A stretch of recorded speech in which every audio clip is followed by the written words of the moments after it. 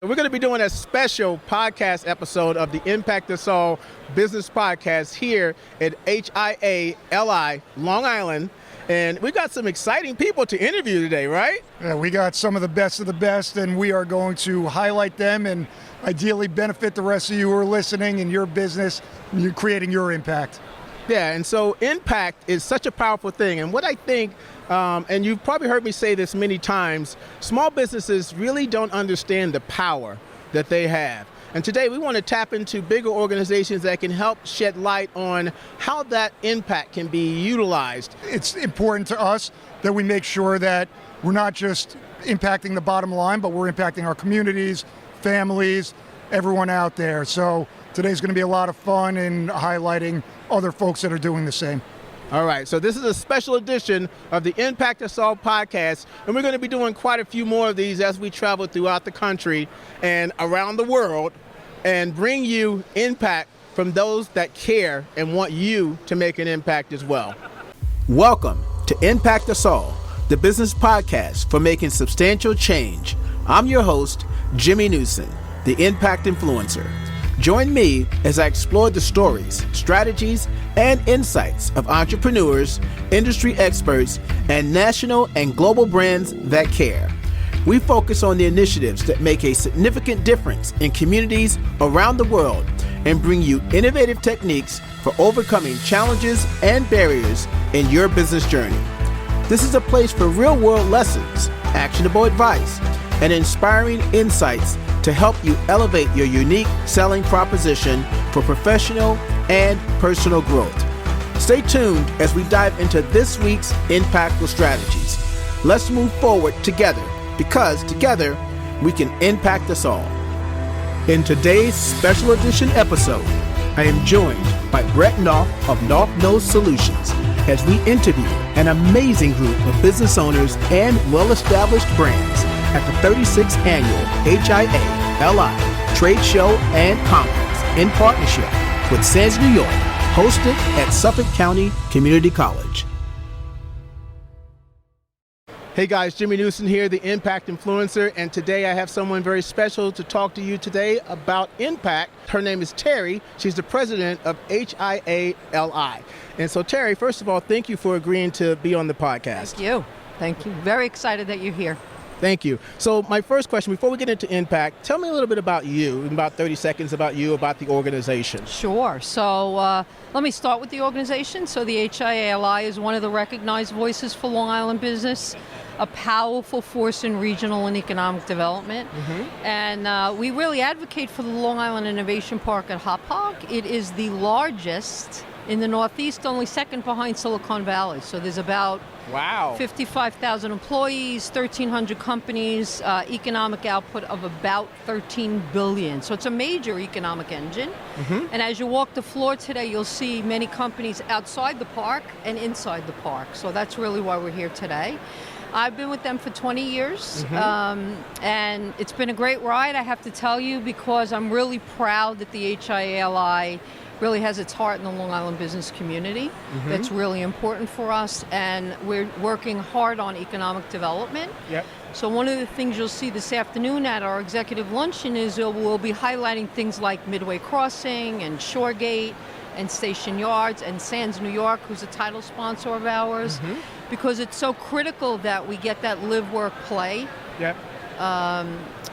For our kids and for our future. So a lot of great things going on. Wow. Now, yeah. you said an incredible word that I absolutely love, innovation. Yeah. You know, let's before we get into impact, so I know we're going to get to impact, but I love the word innovation, and it's been a buzzword that's been happening probably over the last year or two, especially in the small business community, when they don't think that they're being innovative. Yeah. You know, can you talk a little bit about that innovation and how you're seeing that play out here? Sure. I mean, listen, a classic example is COVID, right? So we all went through COVID, and one of the things we saw is that the companies that made it, and unfortunately some of them didn't, mm-hmm. Some of the small ones, but the companies that made it really were able to do things different, better, and more effective. So they reinvented themselves. We reinvented ourselves, right? So absolutely, as a trade show. Yeah, and I'm a firm believer that through darkness there's always some bright light, right? And it caused us all to stop, mm-hmm. and really take a breath and say, like, what are we doing? What are we really doing, right? So, wow, did we see innovation? In fact, I started a podcast called Business Steps Up through COVID to highlight those people that were doing things so dramatically different, and I was absolutely amazed. That is amazing, and I mean, I'm learning a lot just from listening to what you're saying here. So let's talk about impact. What does impact mean to you? So, I mean, economic impact means I talked about the $13 billion, dollars that really come back from the park.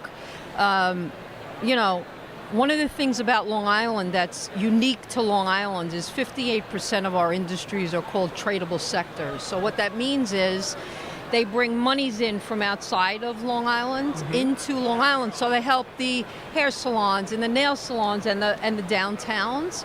So that's major impact. That's major impact that they're doing that. 58%, 20% higher than the United States in general. So we have gold here on Long Island. We need to let people know about it. I think, when also I think of impact, I think a lot of what happens today is impact, because what happens is we don't understand the value of someone shaking someone's hand and meeting them.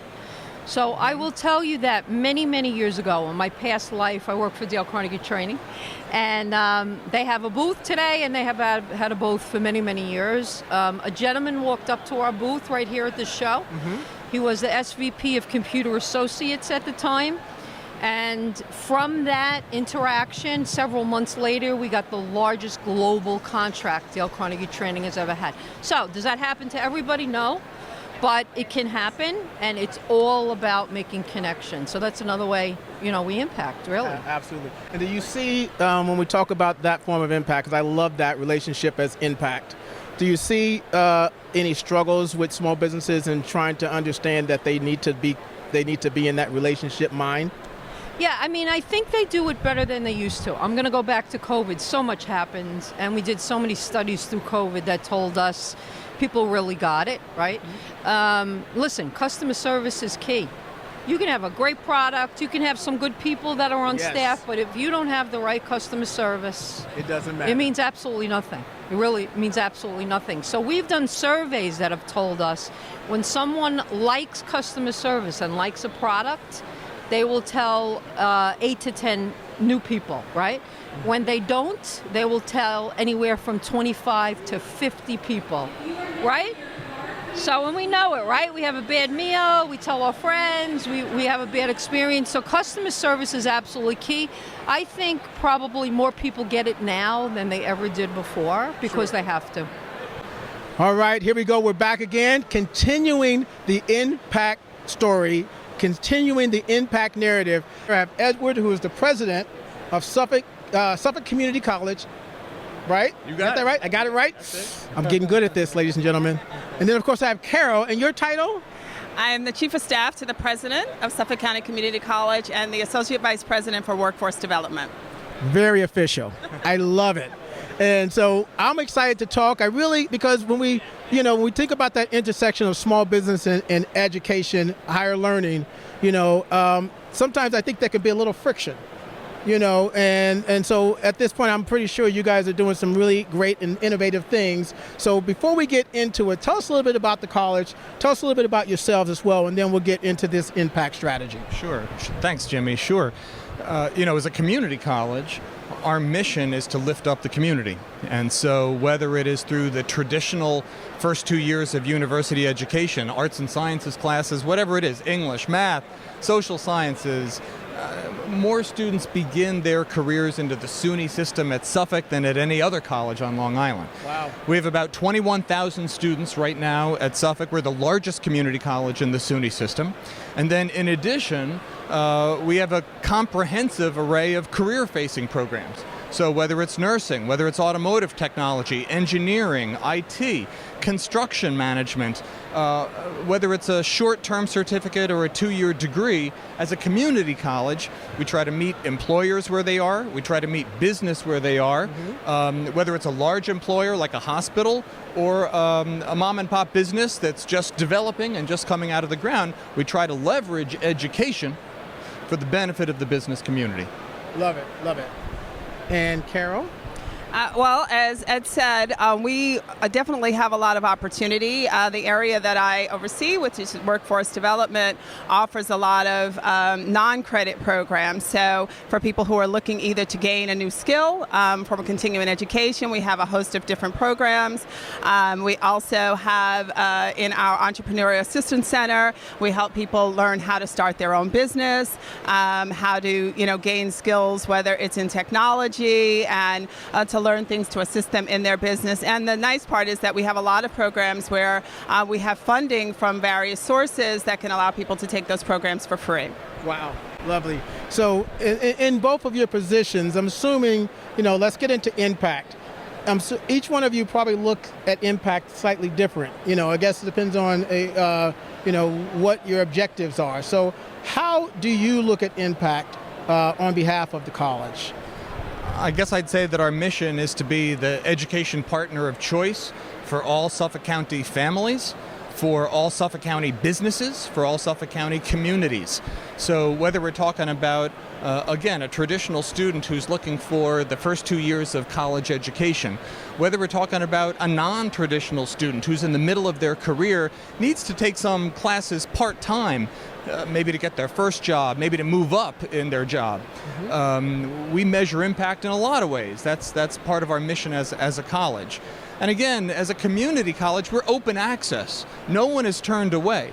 So whether it's adult education or a high school equivalency, Jimmy, we have over 3,000 students just learning the English language at Suffolk Community College. So you think about newcomers to the United States, newcomers to New York and Long Island who need their first job, who are really the future of our business community.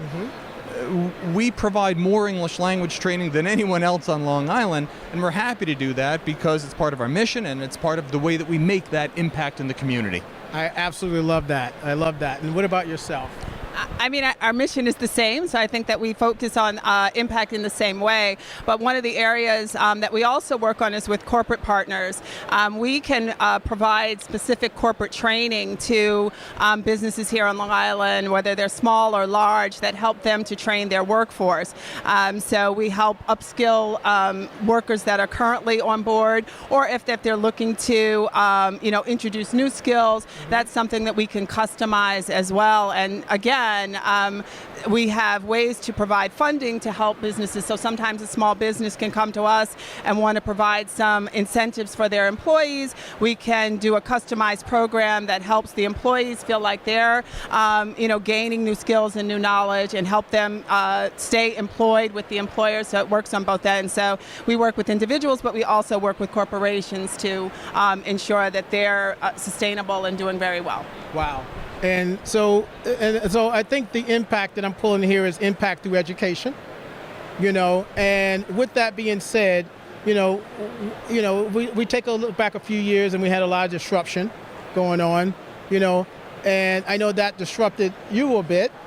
How were you able to transition and position, for those who may have been in the same situation, I'm sure you can answer that a few different ways. Sure, I think like every company, every organization, certainly every kind of school and college, we had to turn on a dime in 2020 and with virtual classes, virtual services, remote access to educational opportunity.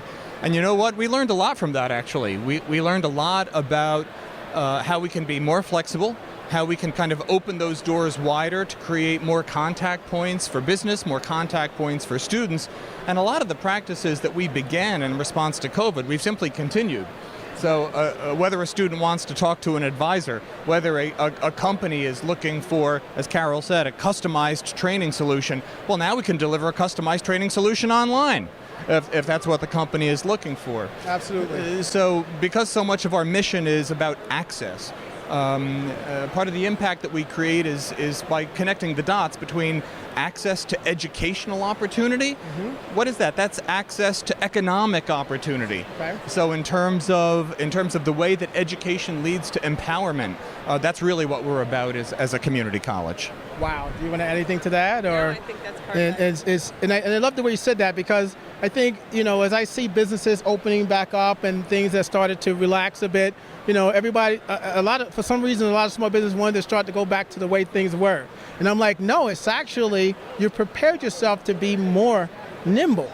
And to be able to do more, and reach farther. Right. I think every retail business realizes I got to have an online presence. Mm-hmm. Every retail business, if they're selling something, I got to have my whole platform online. That's part of the service that we provide. Our Entrepreneurship Assistance Center can explain how someone who might think they have a real traditional business, well, guess what? We can parlay that into a hybrid business with online opportunities as well. Absolutely. So let's do one more question. I'm going to gear it towards you because I want to talk about entrepreneurship.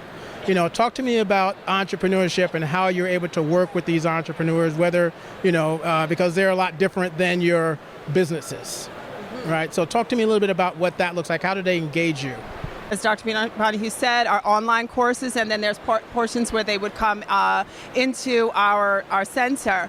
I think that we meet people where they are. We have people who come in who have an established business, a mom and pop business, but they do want to take it, into the new century, learn how to do things online, learn how to use things like AI and, different software skills. We teach that as well. It's a 60-hour course. And again, as I said, right now, it's a course that you can take because we have some funding. We have a wonderful director, Daphne Gordon, who's been able to secure a lot of funds so that people can take these courses at no cost. Wow. So I think the most important thing is that we have some great instructors. We're able to bring in people from industry to teach courses and really help people where they are to go to the next level. Wow. So there you have it, ladies and gentlemen, Suffolk County Community College doing some incredible things. And I love that you mentioned AI because, that is literally one of the major buzzwords for us in 2023 and 2024. And if you're not talking about those things that can really support a small business, you're not in the conversation. Right. So is there anything either one of you want to say in closing that I may not have asked you about? I think one of the things we realize is that it's not all this or all of that. As a community college, we're flexible. A student who comes to us and wants to be a welder might say, oh, you know what, I decided I want to go to college full time and do science and math and everything. Or the reverse, a student who comes to us and they start out saying, yeah, I really want to get a degree, may say, you know what, I really want to start my own business. I took this course in entrepreneurship and I really want to start my own business. So one of the great things about community colleges in general, and especially about Suffolk, is that we have that flexibility. Wow, love it. Any final words? Just that I think that we're here at Suffolk County Community College today. I think what we always hear when we talk to people about what we do is that you have to tell your story. And I just think there's so much to tell. And we do try to tell it in multiple different ways. But just that people should really look into Suffolk County Community College because we offer so much in so many different levels and so many different ways. And again, so many wonderful opportunities, a lot of them at no cost to people who want to take advantage of them. So just, find a way to connect with us because we offer so much. Absolutely. And I failed to mention that we are being hosted by Suffolk County Community. It's a gorgeous place. And so if you come to Long Island, make sure you come to visit these two, okay? Or somebody, maybe you have to get to their assistance, okay?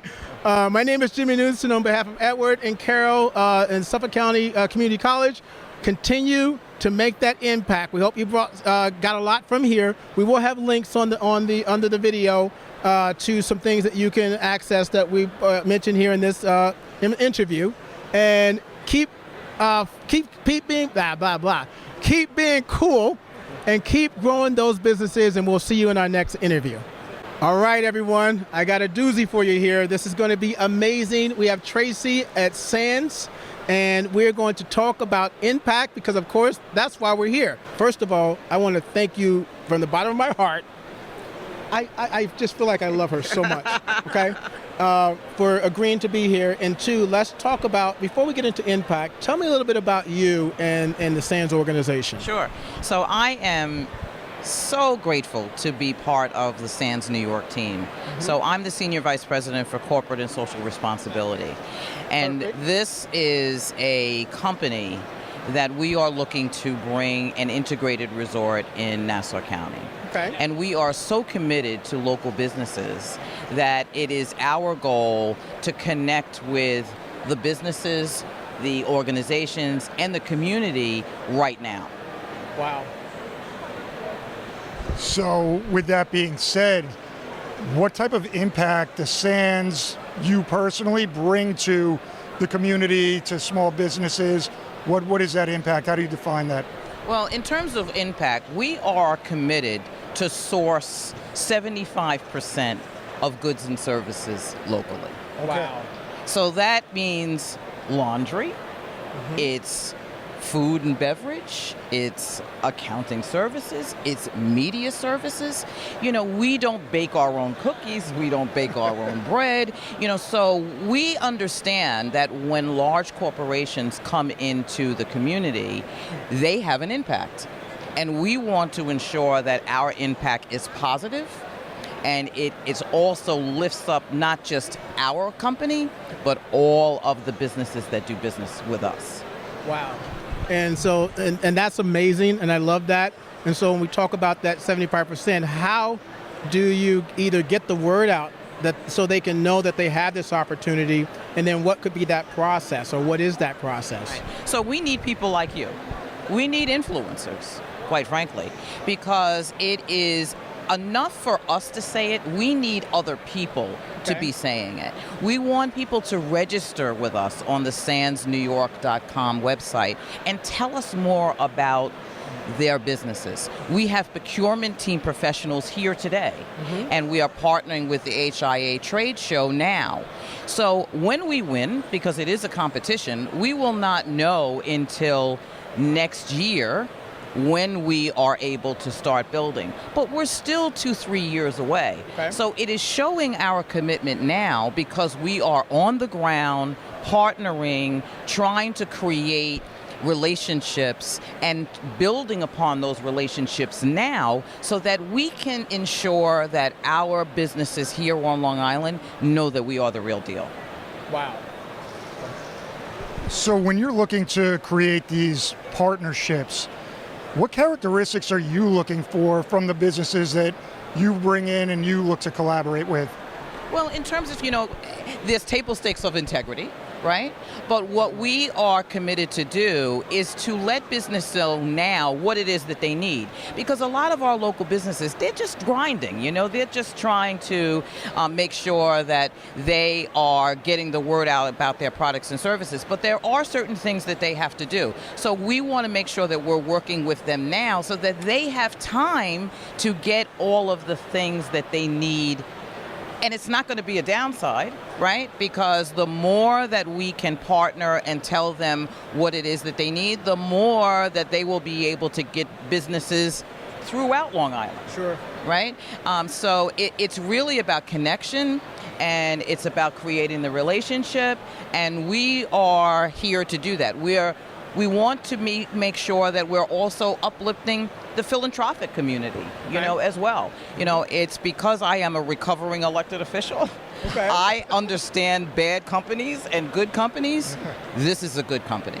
They are invested in MWBE and women and owned businesses. They're committed to veterans. They're committed to local businesses. And they're also committed to ensure that all of the community and all of the students that are graduating and might be leaving because there's no opportunities, we want them to stay here. Sure.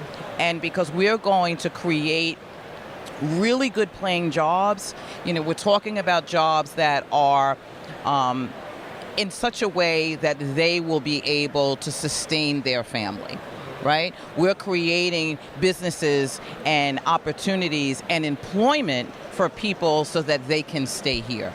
We feed our employees. We have on-site childcare. Wow. This is something that we want to set a trend for other large businesses. We're here to stay.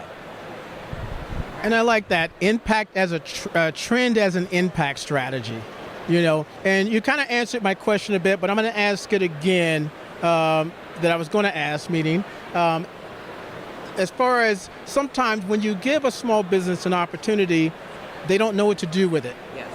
and that's where I sometimes have a problem with a lot of big organizations where they're like, well, we gave them an opportunity. I go, but there has to be some level of training, support. So, because you got to understand, and it should be obvious that they've never been in a position as great as it is. Yes. How, and we're skeptical sometimes. absolutely. Right? And that's and that's okay. And this is why we're trying to connect with the HIA, with the local chambers, because we want everybody to understand that there is no opportunity that is transformative like this one. And we want to make sure that they are part of this relationship. And we want to make sure that they are part of it. So we want them to ask us questions. We brought our procurement team here on the ground so that we can have like a speed dating type of forum, because we understand that sometimes small businesses don't even want to ask you questions in front of a large group. Right? So we want to have small forums. We're going to have them on the Zoom platform. We're going to have webinars. We're going to continue to come out here and meet with them. Because, and, the other thing is, sometimes small businesses can partner with other small businesses so that they can build their capacity.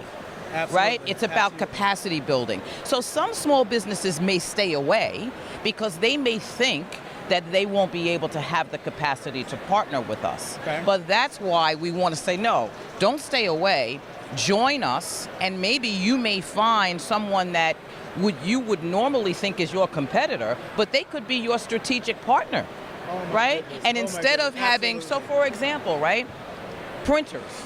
Yep. You may not have the capacity yourself, but your local printer and what was your competitor, the two of you can join together and bid together, right? Form a joint venture. We have to think differently as a small business. So it's not just, ensuring that if I don't have a direct impact, but what we have to do is find organizations like yours, find organizations like the HIA, ask those questions to say, what is it that I need to do so that I'm not left behind?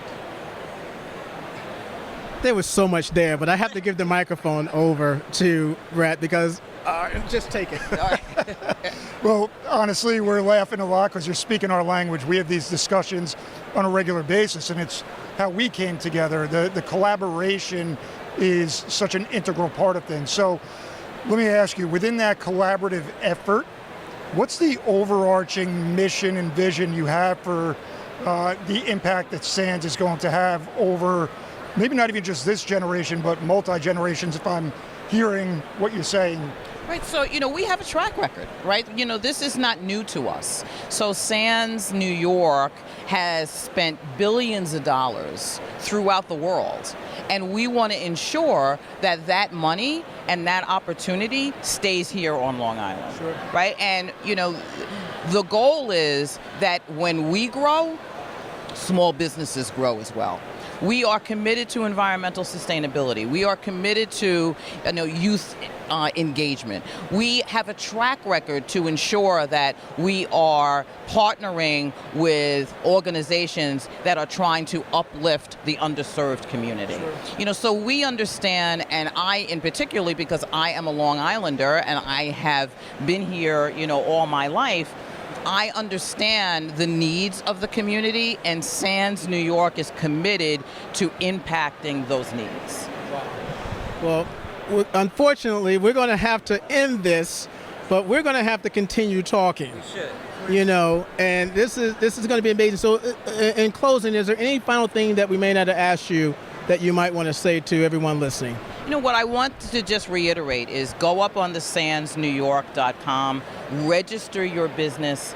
Do not be left behind, because this is a transformation that we want everyone to be part of. And again, we're committed 75% locally. That's a huge number, and we talk about this all the time. As you guys know, you're following us, we always talk about strategic partnerships and going for organizations that are 10, 100, 1,000 times bigger than you are, but do understand that you have power. you have a lot of opportunity because of your uniqueness, the way that you look, your nimbleness.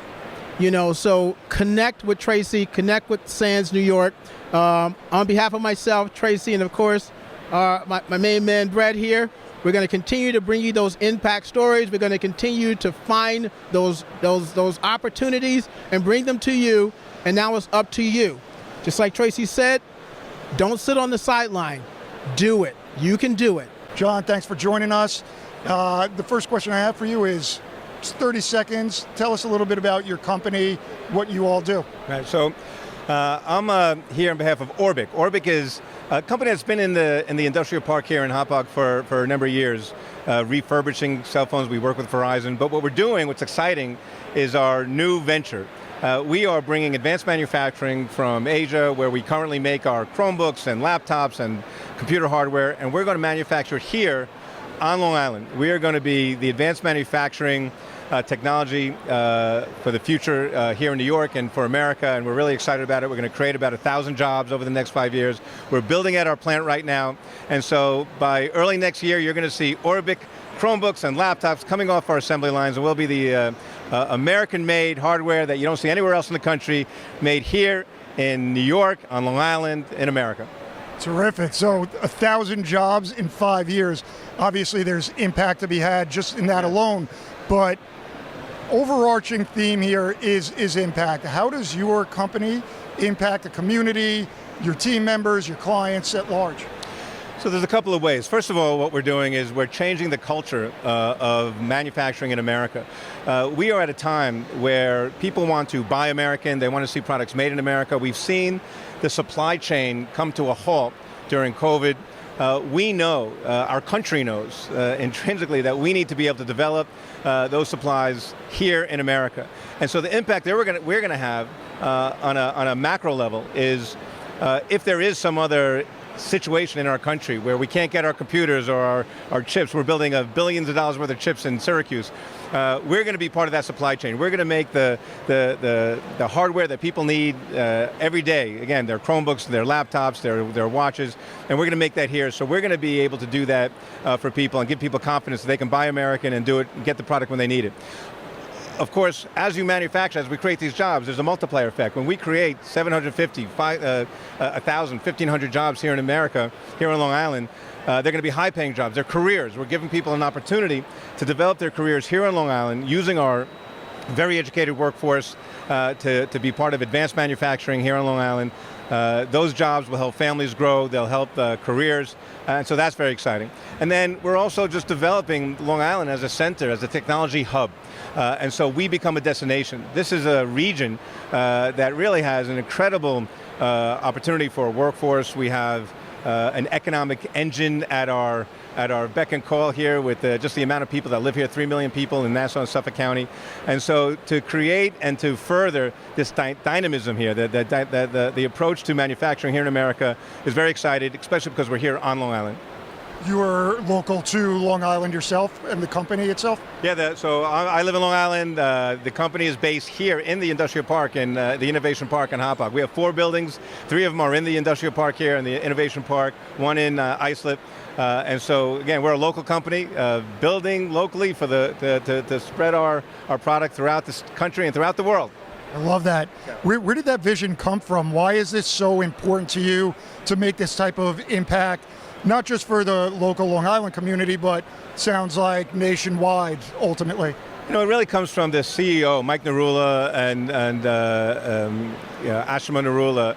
You know, they've had a very successful business here for a long time, and they've been here, as I said, refurbishing cell phones, and they have their products throughout the world. But they've decided to kind of make that commitment. To come here and to take that chance. You know, it's very expensive to try to create advanced manufacturing here in America, let alone New York, right? Utility costs are high. The workforce is expensive. We have regulations that need to be met for good reason. But that creates a very costly product. And so we want to be able to make it work here by taking advantage of the culture that's growing throughout our country, which is let's invest locally. let's invest in our local workforce. Let's create our own supply chain here, so that we can not only have confidence when things are hard, but also to invest in each other. And that vision from Mike Narula and his wife is about investing literally tens of millions of dollars into this local economy, into this local venture, so that we can be part of the future of advanced manufacturing here in America. Yeah, and it's so great to hear you say that. Throughout the day, we've interviewed several high-level business owners and companies, and there seems to be a very common theme when it comes to collaboration. So I'd love to hear just a little bit more about who are the individuals, the companies, the people you look to partner with from a collaboration standpoint. It's a really important point. You can't do this alone. A company like ours, the Narula is spending millions of dollars. That's not enough. You cannot succeed. We cannot succeed if we don't have New York State as a partner. Governor Hochul has been tremendous as a partner, and New York State Empire State Development just awarded us $10 million in tax credits over the next 10 years. Again, we can't survive. We can't make this product work if we don't have that kind of support. Suffolk County, the local government, we're applying for IDA support. We're going to create these jobs, but we need to get our footing before we can actually make this work. And so we need help through the IDA with the benefits that they give. Get us going for the next 2 or 3 years. Once we're up and running, we're going to be fine. And so those partnerships in the state, local county, local governments, local school districts, we're going to be selling American products. We're going to be looking for schools and local governments to buy our products. And they should. And the federal government, the state government should help provide those incentives to make it work from our end and from their end. And then it's private companies. We are working with companies like Verizon and other local companies that might even be in this industrial park, that might be here today. They're building out their products. We have the ability to use our technology to help grow their product lines under their banner. Would love to have them come and meet with us. And so, a rising tide lifts all ships. And our private partners, our government partners, our community partners, the HIA, what a tremendous partner they are. Just being here today, really, we're so happy to be part of this wonderful organization, and again, just bringing people together. As I'm standing here, our local utilities have come up to me and said, listen, they have a program that might help us, so we're going to meet with them. Just the networking that we're doing here by bringing people together is making a difference. Yeah, I couldn't agree more, and I echo that.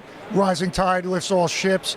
You see that just inherent in an organization like HIA, LI, and the high character and quality of people and business execution is really something to watch and take with a token of gratitude. So is there anything that we haven't discussed that you'd like the audience to know before we close up shop? Just that, we're a new name in town. What's Orbic? Well, keep your eyes out. You're going to be seeing a lot of us, especially here on Long Island. We're going to grow fast, and we're looking forward to being part of this dynamic industry that's developing here on Long Island. We're looking forward to having you. Okay, thank you. So, again, we are here with John Orbic, looking to make a big impact, already doing it. And we're going to keep rocking and rolling here on the Impact Us All Business Podcast. Keep on rolling. All right, we're back again with another incredible impact story. I can't take it. There's so much impact going on here. And I got two incredible people from Jake 58, and this is an amazing organization. You guys are huge. Yeah, you're pretty big. Okay, we got Phil and Marissa, and so we're going to talk about impact, and I'm excited to talk to you because you're going to share impact from a professional and a personal point of view, and because at the end of the day, impact can be felt in so many different ways for you small business owners or you as an entrepreneur. So what I want to do is I'm going to start ladies first. Tell me a little bit about yourself, and then the same with you, and then either one of you can talk a little bit about Jake 58, okay? Hi, how are you doing, first of all? My name is Marissa Mashara. I work for Suffolk Regional Off-Track Betting and Jake's 58 Casino Hotel. I am the executive assistant to President Phil Boyle. It's a wonderful career. I love it. I got to incorporate a lot of my skills from previous careers working with the community into our casino. I like to think of us as more of like a mom and pop casino because we have so many repeating customers and people come to our casino not only for the games, but we do so much with the community. And an impact to me is I love that I'm the type of person that visits mom and pop stores all the time. I love going to farmers markets and supporting our local farms. That's where I get my fresh produce. And it's nice because we get to do that also being a government entity. We get to work with the community, and Phil can speak more on that part. Absolutely. So Phil, please tell us a little bit about your amazing journey, sir. Thank you. So my name is Phil Boyle. I was a state legislator, a state senator for 10 years, and the state assembly in New York State for 16 years prior to that. Jake's 58 Casino. And a little bit of information, Jim. We are one of only 2 government-owned casinos in the entire United States.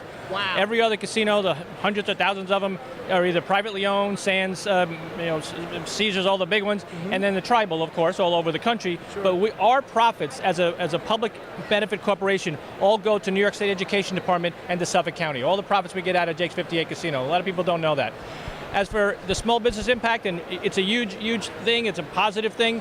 Jake's, we interact with a lot of small businesses. We have vendors. If you are a company that sells whatever it is, food, tech, whatever it is, please contact us because we're looking to buy locally. We can buy things from California and Texas, everything like that, but we'd rather buy things from small business people here on Long Island. Contact our office at Suffolk Off Track Betting, and we'll put you in touch with the right people to get it on the bid list to try and become a vendor for us. Wow. And so this brings me back to a point that I say a lot when I'm working with small businesses is we tend to overlook what's in our own backyard. You know, when we're trying to do all these amazing, big, super things, sometimes your biggest support and your biggest opportunities are probably next door to you. You know, do you find that a lot when you're working with organizations when they go, what? I didn't know? No question about it. It's a great point, Jim. So we were buying things from other parts of the country, other parts of the world, to be honest. But we found out a lot of the things we can buy locally, you know, and we know that a lot of the people who come bet at Jake's 58 are local small businesses. Well, we want to give back. We want to pay you money for the things you produce and sell, so you'll come to Jake's and then bet on it. Absolutely. So here you go. Now give it back. All right. So in regards to, you know, you mentioned shopping small and things like that. What type of impact does that have on you from these small businesses? And maybe other small businesses can be inspired to make sure that they're also doing that type of impact for someone like you who might patronize their business. For me, I think it's being able to build relationships with the small businesses because, like to Phil's point, we work with a lot of small businesses. So it's nice to go out there and get familiar with them and see what they have to offer and bring it back to our casino. So for me, that's the impact I appreciate the most, is building strong relationships with other business owners and see what they have to offer to help us be a better business. And I love the fact that you're going out into the community and you're actively searching to support these small businesses. So here's my next question then.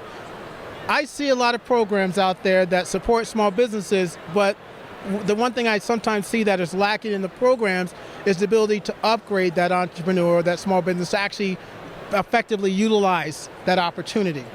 How do you see that? Is that something you've seen where you're working with small business and you're like, I really want to work with you now, but you're not there yet? Yeah, well, some of that is true, you know, and we do need a certain level to be able to interact with Suffolk OTB and with Jake's, you know. But one of the nice things is we are doing a huge expansion of the casino right now. We're in the process of doubling the size of the place, and that's going to be done in the next 18 to 24 months. Wow. When that's done, we're going to need even more, you know. And so maybe the small business who's not quite there yet, sometime in the next year and a half, and we'll help them get there as best as we can, will become a vendor of ours, and that's what we want to see. Absolutely. So this is incredible. I love the opportunities. I love the fact that if you're listening to this and you happen to be on Long Island, is it just Long Island or is it even the surrounding area? Surrounding area, we'll like Long Island first, but we'll all right, so Long Island first. You got yourself an in. Just say you're from Long Island and don't be fibbing, all right?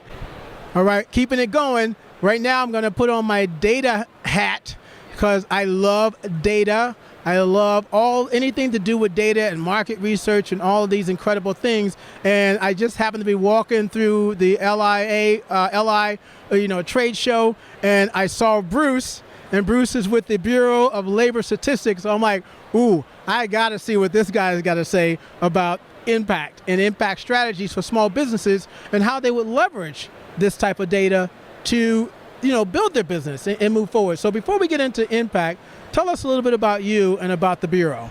Sure. My name is Bruce Bergman. I'm an economist with the Bureau of Labor Statistics Information Office in New York City. And we service New England, New York, and the Caribbean islands. And we are in the information business. Love it. And very simply put, information is power. And so basically, if you're a business owner, how do you make your day-to-day decisions about payroll, about your contracts? What kind of an adjustment are you going to make in your contracts because of inflation? You need objective numbers. Okay. And there's no better place to get those objective numbers but from the United States government, from the Bureau of Labor Statistics. We have information that describe the labor market and price activity in the region and in the New York metropolitan area in particular. So these help. Wow. And you said something very, now I'm excited because I didn't think about it that way when you talked about, because of inflation, using your data to adjust their prices. And the question becomes, how often do you adjust your price? I know I very seldom ever adjust my price. Now I'm rethinking the fact that, okay, maybe I should look at this a little closer. Well, our statistics show what's going on. We're basically reporting on what's out there, the local business conditions. So, we can tell you that locally inflation's about at a rate of 3.5% year over year. Does that mean you change your contract to jack it up 3.5%? Maybe yes, maybe no. It depends on the product. Okay. Depends on the expenditure. That's really what we show in our survey. We can get very granular, depending on what you do, or we can get very broad and just for an overall level. Sometimes people ask you, even if you have a payroll, if you have a worker, they might be asking you for a wage increase. Okay. How do you know what's fair? Just by looking at the local information, you can, we have those statistics that can help. And so, all right, and so how do people, do you do the work for them or how do they, what's the process? Yeah, the process is very simple. The process is they can access our website at www.bls.gov, but a lot of times that's not so simple. Okay. They can contact our office. We actually have an information office that services Boston and New York, and we have people in those offices that are happy to assist if anybody has a question about anything. Just this past week, we put out information about Long Island, about Nassau and Suffolk counties in particular. I mean, actually along with over 300 other large counties in the United States. But the information is very granular. So from that survey, it's not even a survey, it's the quarterly census of employment and wages. From that data source, you can find the exact count of a particular business in the county. So who are your competitors? Okay. Say I see a lot of people here, different lines of businesses, real estate, whatever. Do you want to know how many real estate brokers there are in Nassau County? Well, we have that information. So, it could be used to your competitive advantage. And we can assist you with that in our office. And of course, the United States government has its purposes for collecting this information originally, but we're a statistical agency. Everything that we do is in strict confidence. We don't divulge any, trade secrets or anything like that. We just have the numbers that we can share and we can show you how to use and how to access. Sure. Wow. And I think, do you find people struggle to know what to do with the data that you give them? Yes and no. Some people we get a lot of inquiries, about rent increases. Wow. So we have, a lot of people rent, and especially in the New York metropolitan area. So, we can help users, find the information and explain to them what it covers, along with all of our other series as well. Sure. So at the end of the day, we're talking about impact through information. And can we say data information or just information? Information. Data is a 4-letter word. Okay, not enough letters. No, data. No, it's like this. Everybody's familiar. Numbers can be misinterpreted or twisted, or we have a lot of different numbers, and it could be confusing as well. So we're here today, basically at this event. This is the first time that we did this event. Okay. We're here today to help people understand that we have local relevant data, but not only that, we're there also to tell them who to contact, where to, do you know you have an office here in New York City that we have people on hand, ready and willing and happy to help you. So, and then also the other reason why we're here today is because a lot of our data come from voluntary surveys. Okay. So we count on the gracious support of the public to participate in our surveys. And it's important because the quality of our statistics is a reflection on the quality of the data we receive. And if we're not receiving the data from people who voluntarily, who participate in these surveys, the data become weaker. So we want strong data. We want strong data for Nassau, Suffolk, right, for the New York metropolitan area. And that's why we're here. Right, and I was drilling you on the data part because in the world of the digital world, there's still a reason to act analog for all you music people out there and have real conversation with people. So as much as I talk about digital and tech and all this, I still have very strong relationships off of my computer, and that's where you can get that real personal help. Because even when we talk about AI, I always say the workflow is human, AI, back to human. Has to go back to human for it to really make sense and be relevant specifically to your organization.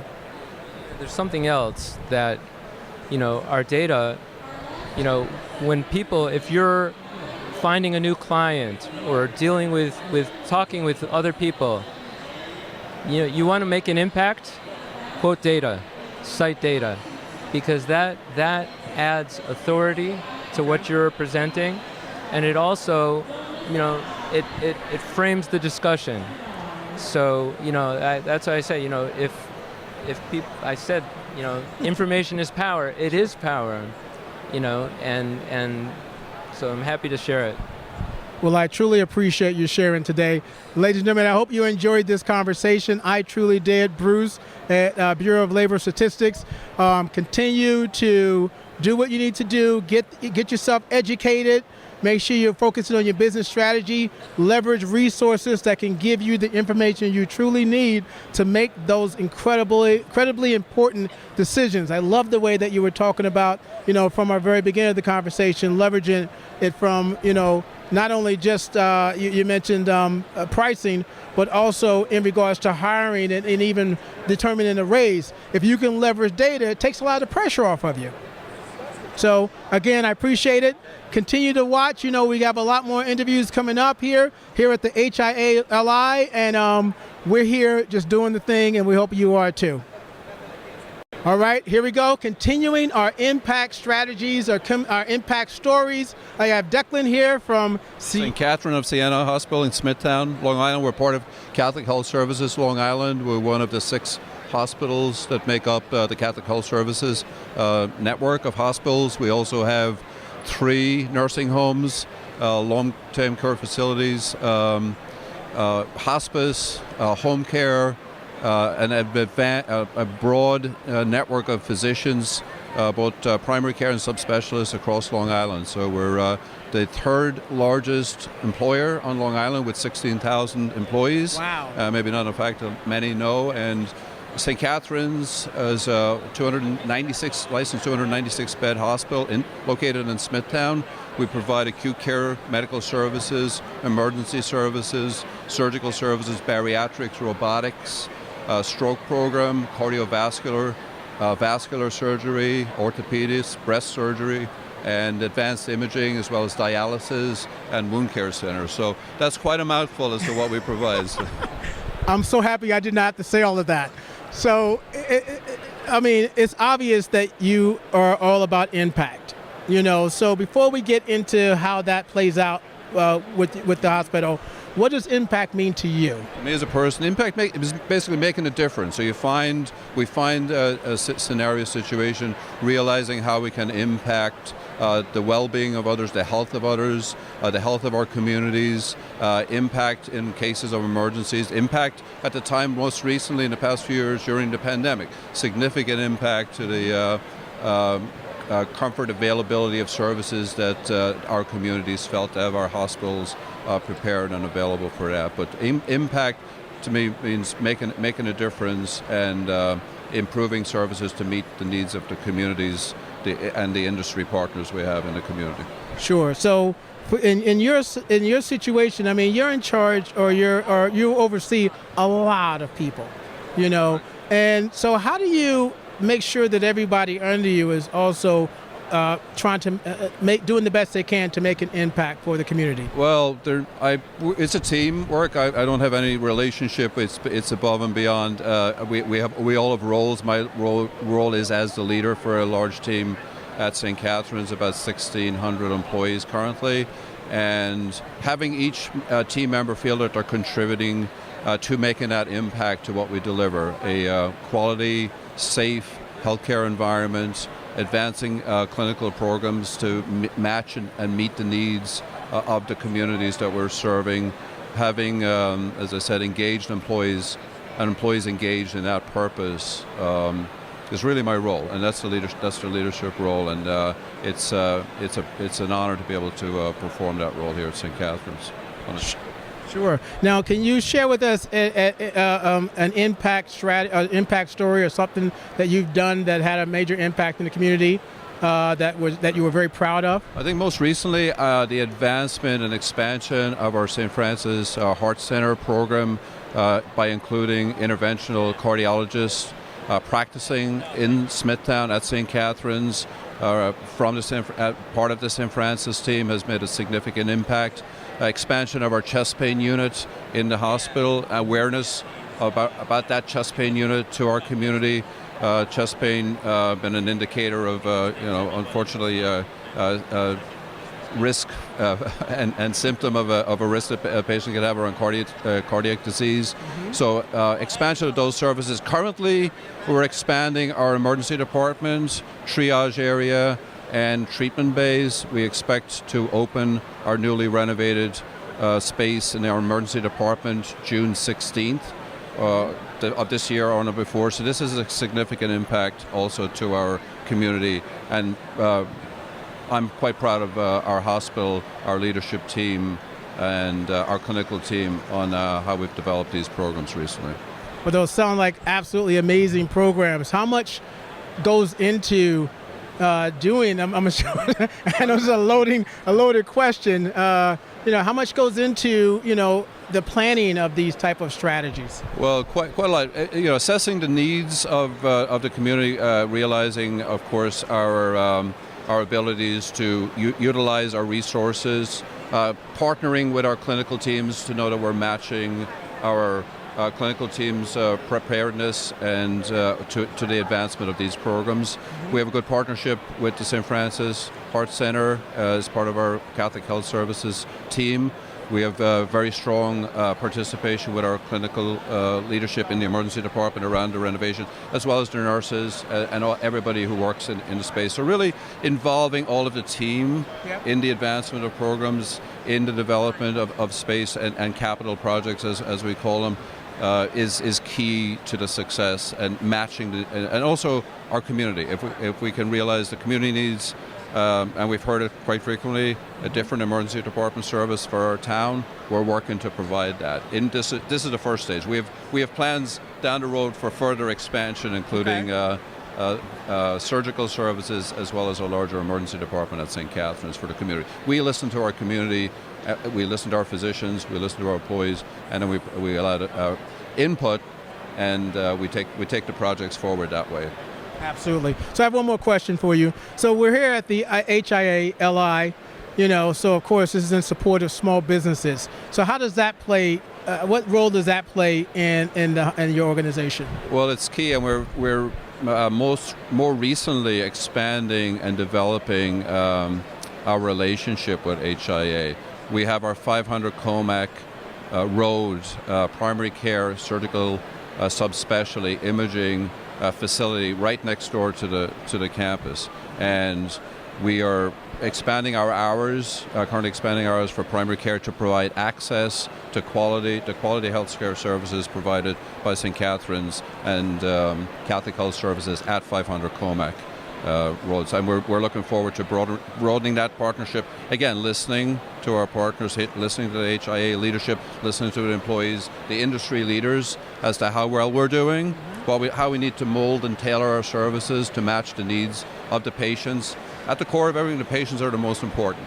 The patients are why we are here, and the patients will always be why we are here. And providing the services that our patients need, our communities need, our partners such as HIA is a recipe for success as far as and providing quality services and quality experience. Absolutely. All right, so I hope you guys are getting a lot of great value out of this. Is there any final thing you want to say I may not have asked you about? No, but I'm quite impressed by this event. It's my first time here, and it's really impressive. So I can't wait to go around and meet some of the folks at the booths, etc., and get to know more people in our community. So thank you, and thank you for doing this. Thank you for your time. Absolutely, and this is my first time here too at the HIA, and I'm excited, and it's been amazing. So if you are on Long Island as a business, or you happen to be coming to Long Island, the next time they have one, make sure you show up. My name is Jimmy. I'm the Impact Influencer and with Declan here, and we hope you continue to watch the rest of this special episode, our podcast, Impact the Small Business Podcast. We hope you're enjoying this impact. I know I'm enjoying this impact, and I think Brett's enjoying it too. So we're going to keep moving, and now I got something really special for you. I went out searching for people, and I found Sam from the SBA. Why? Because I like to go find big fish, and I want to talk to them about impact, and I want to know what their thought is on impact for small businesses. So I'm excited, first of all, Sam, to have you here and talking about impact. So before we get into impact, let's talk a little bit about you and about your role at the SBA. Well, thank you for the invitation. My name is Samuel Balina from Small Business Administration. I help in my title is Outreach Marketing Specialist. I help to any business to grow up, expand it, and also if people looking for loans or any issue for the business, we are here to help you. Sure. And that's obviously something that's important, it's impactful. So when you're thinking about your personal role, your organization's role in making that impact for small businesses, how do you define that? How do you conceptualize that? Well, SBA, they have different kind of programs. Actually, our business partner, we have the Small Business Development Center, we have the SCORE, we have Women's Centers and Veterans. Our business partner, they help into the business in different subjects. For example, counseling. If they want to open a business, they help them with the business plan, financial projections. If they need help, for example, in issues, this is the right place. And also SBA, they have different kind of workshop for people who want to get more information about how to create a website, how to do a marketing, especially for loans. The people who after the loans, we have different kind of loans. For example, the 7A, 504, people who want to get improve for their business, they want to buy equipment, improve the whatever is in the business. They want to buy a building, we have a program 504. Only have to pay the 10%, SBA is going to guarantee the loan if they qualify for this program. SBA has a great program for everybody, for any business. And I definitely know you have so many incredible programs. I've worked with some of the organizations that you've spoken with. And what is the overall impact that you want to have for these small businesses? Well, the SBA is our mission is to help everybody, especially the minority, that we need to help to them how to be in another level. We try to encourage to get the certification, the minority certification, so they can get the contract with the government, so they can reach this contract and they can make a boom to be another level, like in general. Wow. For you personally, Do you have any stories that you can share with us about where you've been able to really create that type of impact for a client or clients throughout the course of your career? Yes, I used to work for SBDC in the Bronx as a business advisor. I have one case that this lady, she started doing daycare. So she started from scratch. I helping do like a business plan, financial projection, even to improve the business. Now it's passing like almost 10 years, and she opened a childcare, a big program. I'm so proud that she reached me to invite me to the opening, and I'm so glad for her because I helped her from the scratch, and now she's here. Wow. It's unbelievable, really. That's an incredible story, especially when we look at, sometimes we tend to glamorize those that are in business and doing better, but we never really hear that person that started from the very bottom, and because there's so many of us that don't make that climb all the way to the top of that ladder. Yes. I also have another history about this client, especially from Long Island. Mm-hmm. She's a lady from Colombia. She has like they call shampoo. It's like a drink, and she wants to buy a truck. So I helped in this in the disaster loan to get a disaster loan. With this disaster loan, she could get a truck, food truck, and now she got a second truck. So you can imagine the SBA helping all this small business. So this is because I work for SBA, but I'm glad that I'm helping to our community to be in another level, really. Mm-hmm. Yeah. So this is what I'm happy to help all our community. What advice do you have for the viewers, the listeners, when it comes to collaboration and the type of impact collaborative effort can make?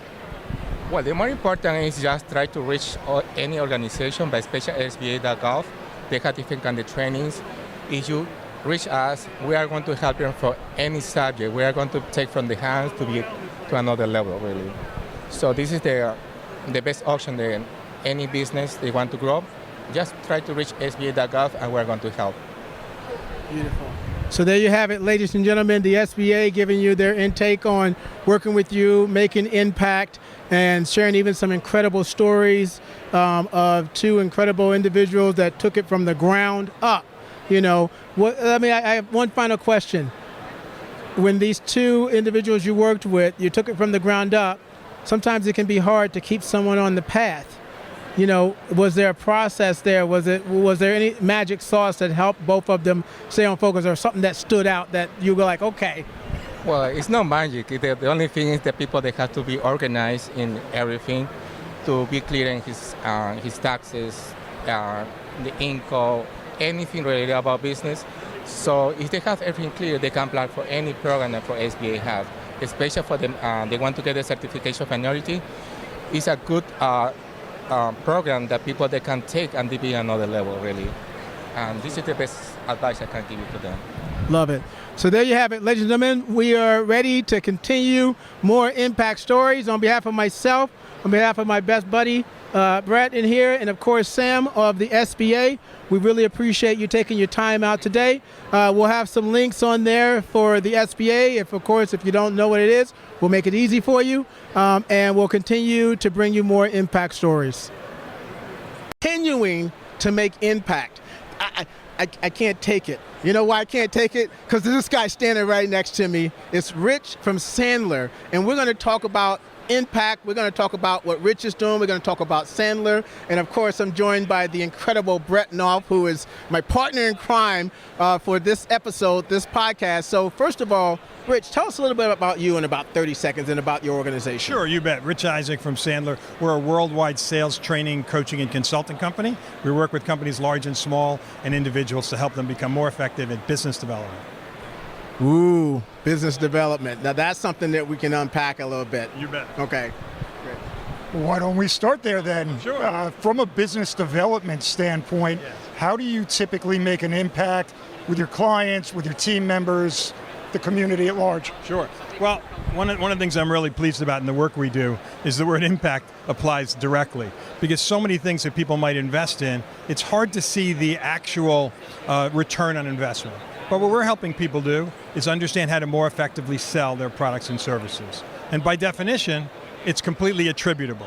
As soon as you start getting better at communicating with people, at building relationships with people, at having a sales process that is non-threatening and works more effectively than most salespeople, your sales improve. And by definition, that's the level of impact that we're looking to help people with all the time. Wow, and when we talk about that, and I know as small businesses, we're good at our craft, and we're good at our craft. So then everything else, especially the selling part of things, can be very, not even tough, but scary. You know, and I know even, you know, I consider myself pretty well-rounded.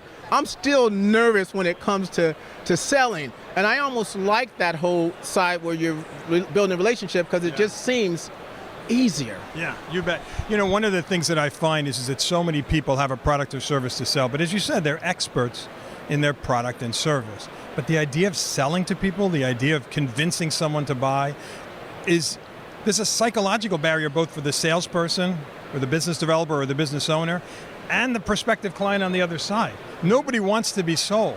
So is there a process where people can engage with someone in a non-threatening way that makes both parties feel better about the sales process? And in fact, it really goes to this. Let's assume you're a prospective client and I'm talking with you. If my mindset is, I want to sell you, that's a problem.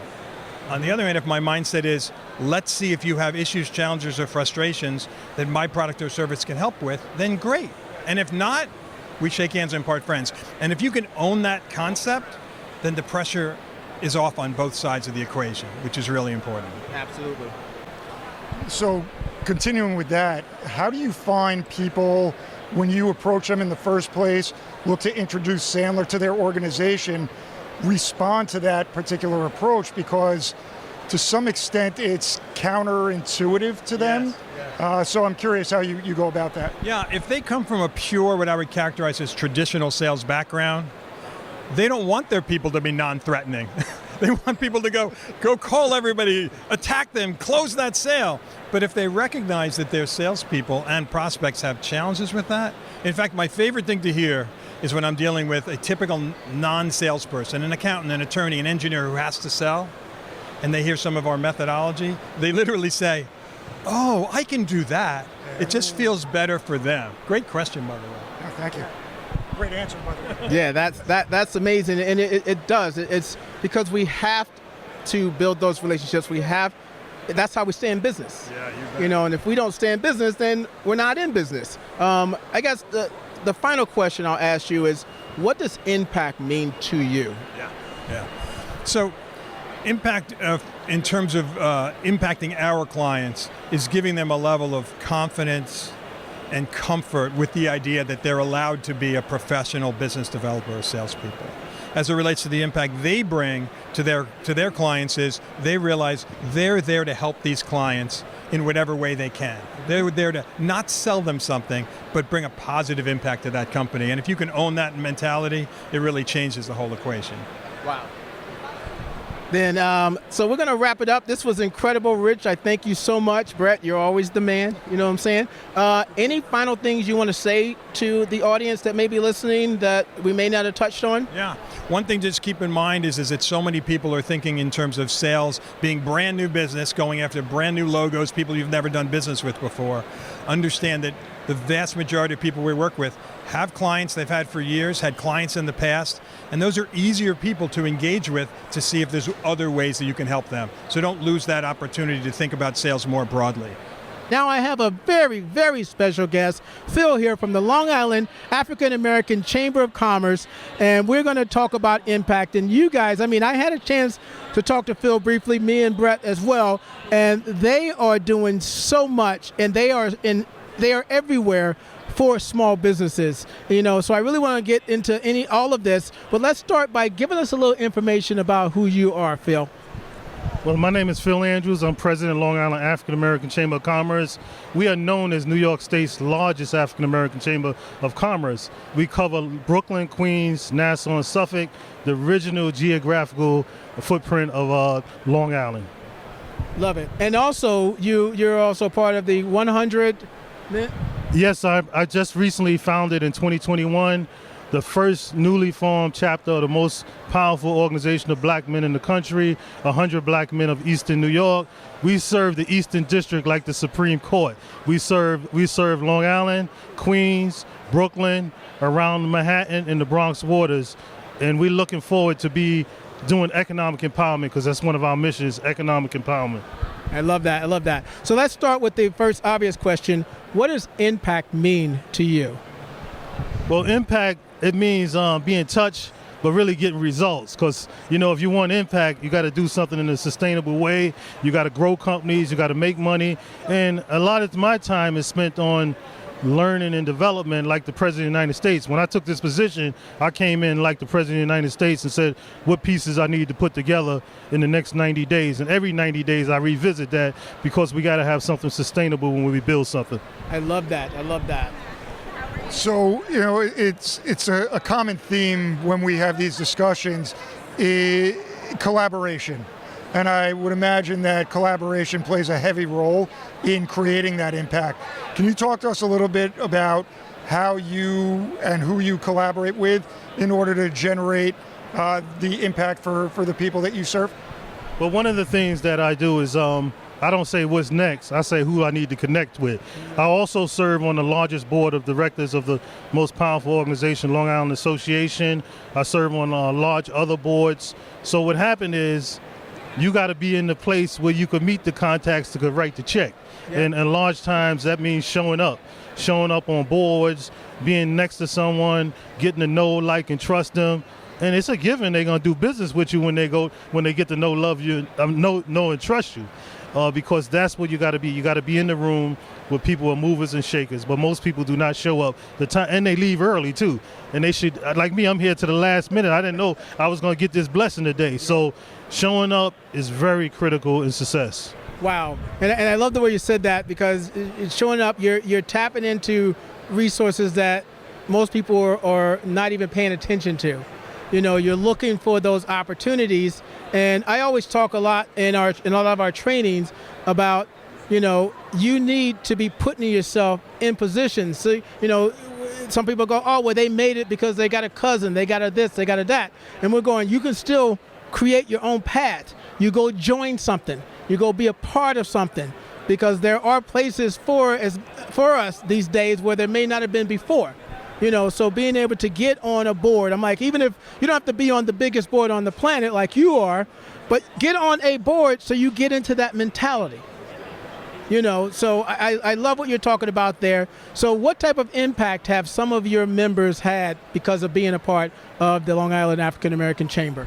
We've had members during the pandemic. We had one restaurant that did 150 meals a week because of the Chamber of Commerce New York State Restaurant Grant. We had Grubhub grants. Right now we got a $10,000 grant from Verizon. Don't cost nothing to teach them digital stuff, to teach them everything from A to Z. Mm-hmm. But once again, the small business owner sometimes does not show up. So we tell them, look, you need to show up, you need to get this training, because you got to fully invest in yourself. And you made a great point there. It's really about, are you the type of person that someone want to do business with? Because I love Carla Harris. She talks about relationship currency. Okay. Today I got paid here because I got a relationship that got some currency. So I know what you're talking about is true, but we got to tell businesses have to show up. And I also tell them, hey, I ain't got no capital. I need this. Look, you got to increase your net worth. Absolutely. You got to save, pay yourself first. You got to do all the little things, right? Because long before you become big, it's the small things that the compound interest. Absolutely. I really love this conversation. It's very much in alignment with things Jimmy and I talk about a lot. And what I'm hearing as a throughput is, if you show up, if you are in service to others, the wealth, the success is a natural byproduct of that approach. So can you talk to us a little bit about how you intend on continuing the elevation of your service to the community and what the bigger picture mission and vision entails? Well, one of the things that we believe is that we have to grow the network. Some people don't have a substantial network, but here at the Chamber of Commerce, we have a pipeline. meaning that our work is out there so much. We got about 4,000 images online. We across all social media. We in the media, major media, all across the week on a regular basis. So when you build pipeline, like even today here, somebody emailed and said, I want to get this membership. I don't hard sell nothing. Put the work out there. Let people, as you shall be known by your works. Absolutely. I love that. So incredible conversation. I'm sure we can go so much deeper and in so many different directions, but we only have so many minutes. And first of all, I want to thank you for spending your time with us, and you saying that you stayed here to the end and you won. We won too.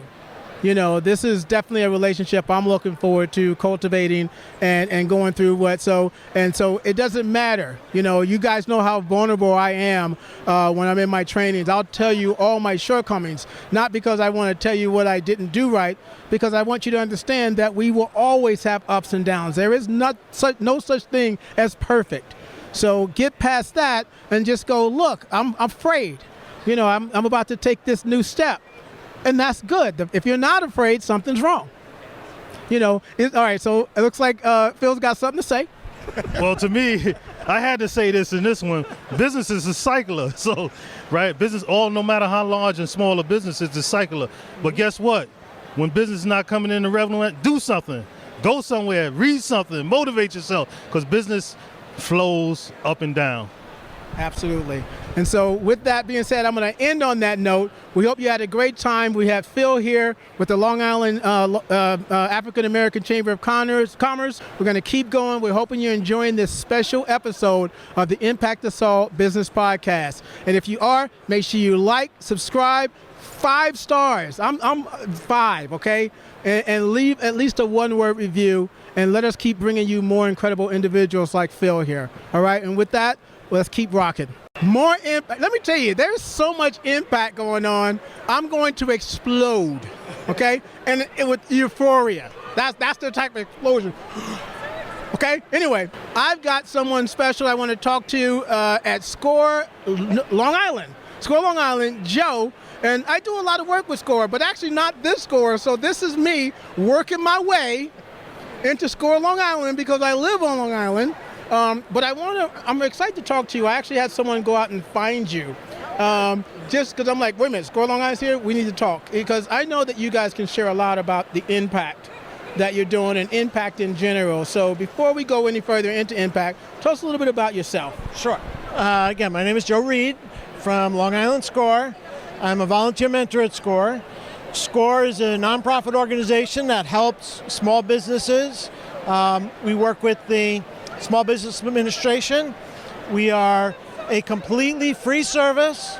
We offer free counseling. We offer free consulting. We offer free workshops, all kinds of documentation to help businesses either at their infancy startup, as they're in the middle of their growth, if they're looking towards high growth trajectories.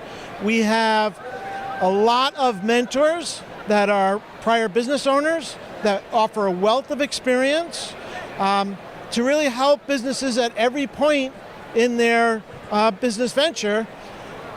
We also encourage them to work with us on a regular basis. It's not a one and done generally. We try to work with them on a regular, ongoing basis. When needed, we do provide subject matter experts in specific areas if they needed to explore those areas. But we generally cover soup to nuts about every part of the business development. Great. So obviously, just in what you said, there's clear impact that's being made. What's the overall vision and mission for SCORE? What kind of impact are you looking to make on a widespread basis? The overall impact and the vision is really to help small business. Small business is the crux of the economy in the United States. The vast majority of the economy is driven by small business. But small business also has some caveats associated with it. It has a high failure rate. So it has a very high failure rate for small business. One of the predominant reasons from my perspective and our perspective for that failure rate is a lot of people don't know what they don't know, so they start entering into things with some ideas and concepts, but they don't understand how to really implement those and how to get those out. And unfortunately, a lot of them just start charging away, and then they run into all kinds of setbacks and difficulties, a lot of it financial, a lot of it with marketing related things, a lot of it with not knowing how to properly do operations to manage their business properly, and they end up in that tier of businesses that don't succeed after 1 year, 2 years, 5 years. So we try to prevent that is predominantly what we do, and to try to encourage new business growth and the growth for the economy. Check. Yeah, and so you said a lot there, and there's a lot of things, and I like what I'm hearing here is when you talked about the failure, a lot of it can be prevented. Yes. And that's what I'm really picking up with. I'm like, this is exciting because if you've gotten the right resources, it can always put you in a better place. So it's about finding those resources so the question becomes, there are so many resources that you could possibly do. What do you think might be the issue with connecting them to the resources? Are they just not realizing that's what they need? It's a hard question because every business is different, every business is unique. Mm-hmm. Generally, when I'm approaching things, I do approach it from a whole business plan perspective. Yep. Try to really document everything. A lot of folks tend to have these ideas in their heads, okay, and they're just kind of floating around in their heads, and they say, all right, I'm just going to go do it, without having a good strategic plan, a good operational plan. So predominantly where I try to drive a lot of the clients is put things down on paper. I do use tools like AI tools because a lot of people have struggle. Got a blank piece of paper, where do I start? Sure. I think we do have some templates and stuff, and I encourage them to use AI to help do a lot of that stuff. I don't know if that answered your question or not. No, it does, because it was a little bit of a loaded question because it does depend. When people go, well, what should I do? I go, well, it depends on where you are. Exactly. It depends on, we can have a conversation in probably 5 or 10 minutes. I could tell you better asking the right questions. Yeah. But I think still the issue I see is they don't know what help they need. And especially if you look at the mass. They got people that are going to go out there and they're going to try to figure out what's wrong. But the good majority of them, their business is failed. The numbers itself tell you. Yeah. And I guess that puts us in a position where how do we try to get ahead of that? Right. And even when clients come to us, because they'll hear about SCORE, they'll say, hey, you guys help small businesses, I'm struggling. I need help with my bookkeeping. And says, tell me how to do bookkeeping. And that's what they come to us with. Tell me how to do bookkeeping. How can I do this better? And you start engaging in the sessions with them, and you start enlightening them on a lot of other things surrounding their business. And that's where it happens. It's not just the bookkeeping. And just kind of working through them with that. And you tend to have multiple sessions, ongoing things, and then you're helping them through various aspects of their business. Bookkeeping may have been the least of which was their problem. And I always say you don't have a finance problem, or a marketing problem, or HR problem, you have a strategy problem. Yes. And that strategy, if you do it right, will get to the real root of the issue. Yes. I'm glad you went there because that's where my mind was going. What I'm hearing is something like bookkeeping, for example, they're looking at it from a symptomatic standpoint rather than a root cause issue. So what advice would you give to small business owners in order to help them proactively be able to best utilize your resources? Well, just engaging with a mentor is key because the mentor can kind of help them to enlighten them about what they don't know. A lot of times they don't know what they don't know. But another key area, too, along the lines of strategy is sometimes customers or clients will come in and they'll say, I have a particular problem, or I want to start this business, and they have a very narrow-minded perspective. They don't really see the big picture strategy. They don't really have a 5-year vision about where they can take it and where they can actually go with it. So trying to steer them in that direction is another area where we try to help them. It's a little bit more difficult sometimes with that because sometimes the clients, they just have a narrow focus and it's hard to get them out of that narrow focus. Until they wake up. Right, correct. And that's usually the thing is like when people go, well, why don't you go talk to them? I go, sometimes they have to, something has to happen, and then they come to an awakening, and now they're ready to take that step, because it's not an easy conversation to have. No one wants to be told that it's either not, it's not where it's supposed to be, or that they got to work harder, or in addition to that, here's 8 more things. I actually had someone get extremely upset with me recently because of that, and I just, we work with businesses so much, we don't realize, we're passionate about it, but it can be taken as aggression. Well, that's one of the other areas that we try to, part of our delivery, we never tell the client they're wrong. We'll try to enlighten them so they realize themselves about what they might be doing wrong, but we try our best to never try to offend anybody to say, you have a bad idea. There are no bad ideas. Sure. So trying to help encourage them to think it through a little bit better is really where we like to go with it, and to try to get them to realize themselves, maybe this isn't really a good path to go down, but it has to be their own recognition of it, never us telling them, you're going down a bad rabbit hole there, just don't go there. Sure. We won't do that. It's hard. When you know, it's hard. And you want to share that knowledge, but you have to regulate yourself and go, all right, well, good luck. And generally, when I'm working with clients, I'm always giving them homework assignments. Okay. I try not to overwhelm them, but I will always give them homework assignments. Say, okay, for this week, I want you to do X, Y, and Z, and then we'll kind of meet again and we'll follow back up again. So I do try to have these reoccurring, almost accountability type of scenario. Not homework. That's something that they could do so they can at least continue to move the needle forward, even if they don't realize it. Correct. Exactly. Perfect analogy. Yeah, listen, as a performance coach and working with CEOs, founders, entrepreneurs like this on a regular basis, number one, empowering them to come to their own realizations is critical. If we just blunt force trauma them, chances are it's not going to stick. And the second part, which I really love that you said, is something actionable to do, because that's where you're going to get the data points necessary to start putting the pieces together to see what works, what doesn't work. Yep. So I love the approach, and it's easy to see why you have such tremendous impact in what you do. To wrap it up from my end, is there anything that we have not discussed that you think is valuable for people to hear in the audience? Quite frankly, my perspective, I think one of the biggest challenges that SCORE faces. Okay. SCORE is an outstanding organization. It does a tremendous amount, it provides tremendous benefits, but not very many people know about us.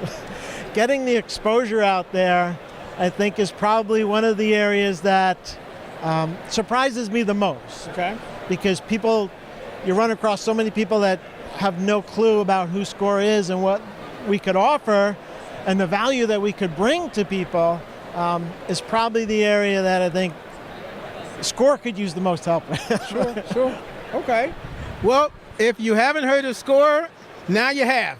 And we're helping spread that word, make that virability going on here. We're hoping that you're continuing to find more and more impact strategies as you're looking to grow your business or expand your business, or whatever you're trying to do with your business, making that impact and making sure that you're headed in the right direction at the same time. So we're going to keep rocking. We're going to keep bringing you more interviews. So stay tuned and let's keep going.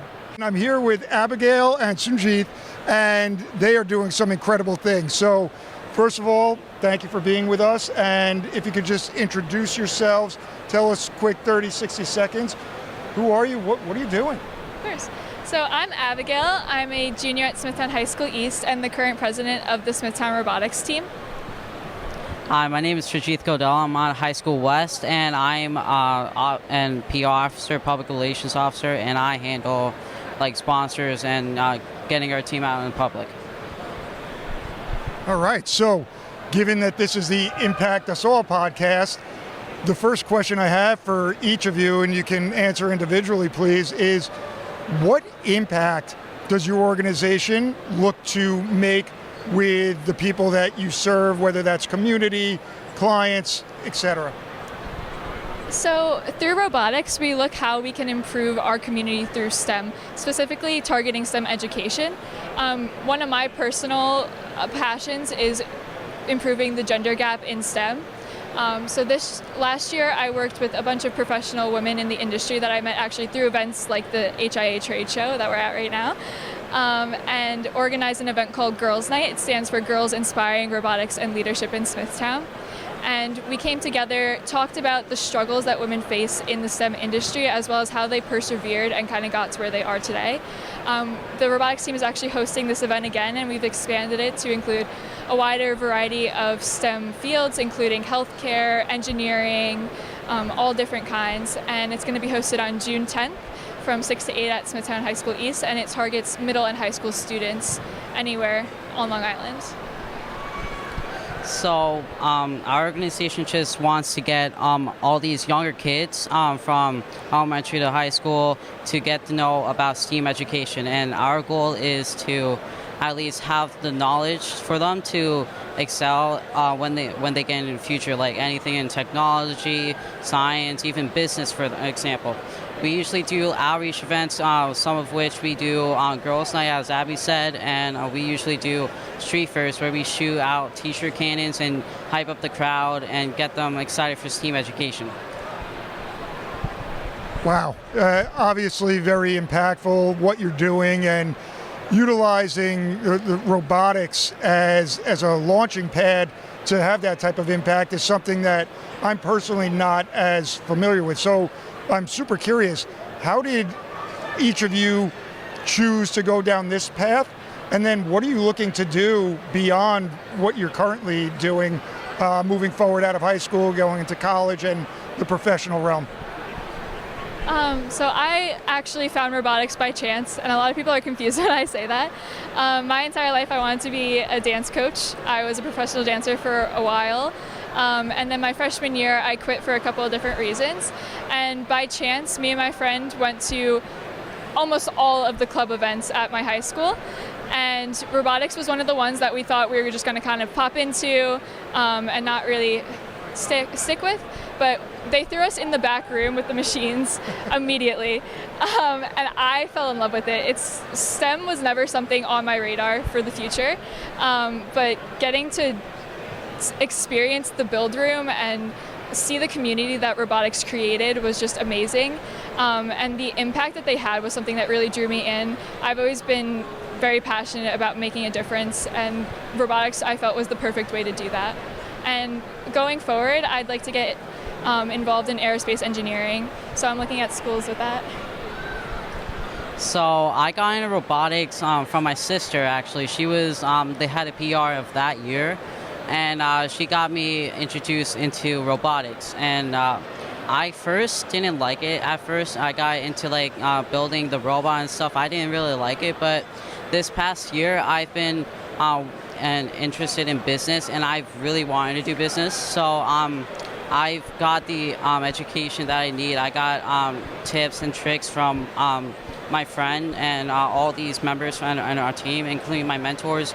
They helped me a lot, and I just want to go and pursue business now, because now I want to go into marketing, I want to go into finance, and I was always a social guy, so honestly marketing and finance are really good for me. And to have this available to me from these high schools, this is really good. This is really good, and it's nice to have. Yes. It is an incredible opportunity to have in high school. Thank you. Yeah, and that's what stands out to me actually, is how young you are and how advanced and mature your thought process, let alone your execution is. So my last question to you is, what advice do you have for other people that are in a similar realm, perhaps are not as focused on impact and their future at this point? I would say, especially in high school, there's a lot of stress to know what you want to do when you're older. I say try everything. If I never went to robotics, I would have never fell in love with it. I would have never known what I want to do in the future. So get involved in as much as you can. And if you're not interested in STEM per se, robotics might be the perfect fit. Like Sajith was saying, he found a love for business through it. Our program runs like a real company, so you get the experience of like designing logos, creating PR material for us. Like, it's a huge, diverse experience. One advice I would give is to always try something new, honestly, because personally, I didn't want to go into robotics when my sister first brought it up. I thought it was boring and I wouldn't like it, but I got into it and I found my love of business now. So it's always nice to try something new. Like, you could try anything at all. Like, it's not going to hurt you, because if you have like clubs at your local high school, or if you have like opportunities that you have from your parents or anything outside in your community, always try, because you could find something out new. So it's nice to have. Wow. I love hearing these stories. You know, I'm grateful to have the opportunity to speak to a lot of high achievers, high performers, people who have objectively had a ton of success. So to hear what you're doing at this point and just the tremendous advice you provided is inspiring, and a lot of respect to the two of you. Is there anything else we haven't discussed that you'd like to close us off in your respective mic drop moments here? Please don't drop the mic though. So we run under the organization called First Robotics, and it's an organization that's entire goal is to spread STEM education from elementary to high school. So anyone in your district is available to have from a Lego League team to an FTC team, which is Tech Challenge, to what we do at the high school level, which is FRC. So if you're interested in this, it's something that you can start in your community. You just have to be that first person to try to make it happen. And as Abby would say, like this organization is trying to spread out STEAM education. So this is a really good organization, at least. And if you have your teams, please join. It would really help you, and you would gain a lot of information from like students in your team, I guess, or even if you go to competitions. There's a lot of volunteers in First that will help you out. They'll teach you some things, and and overall you would have a nice time there.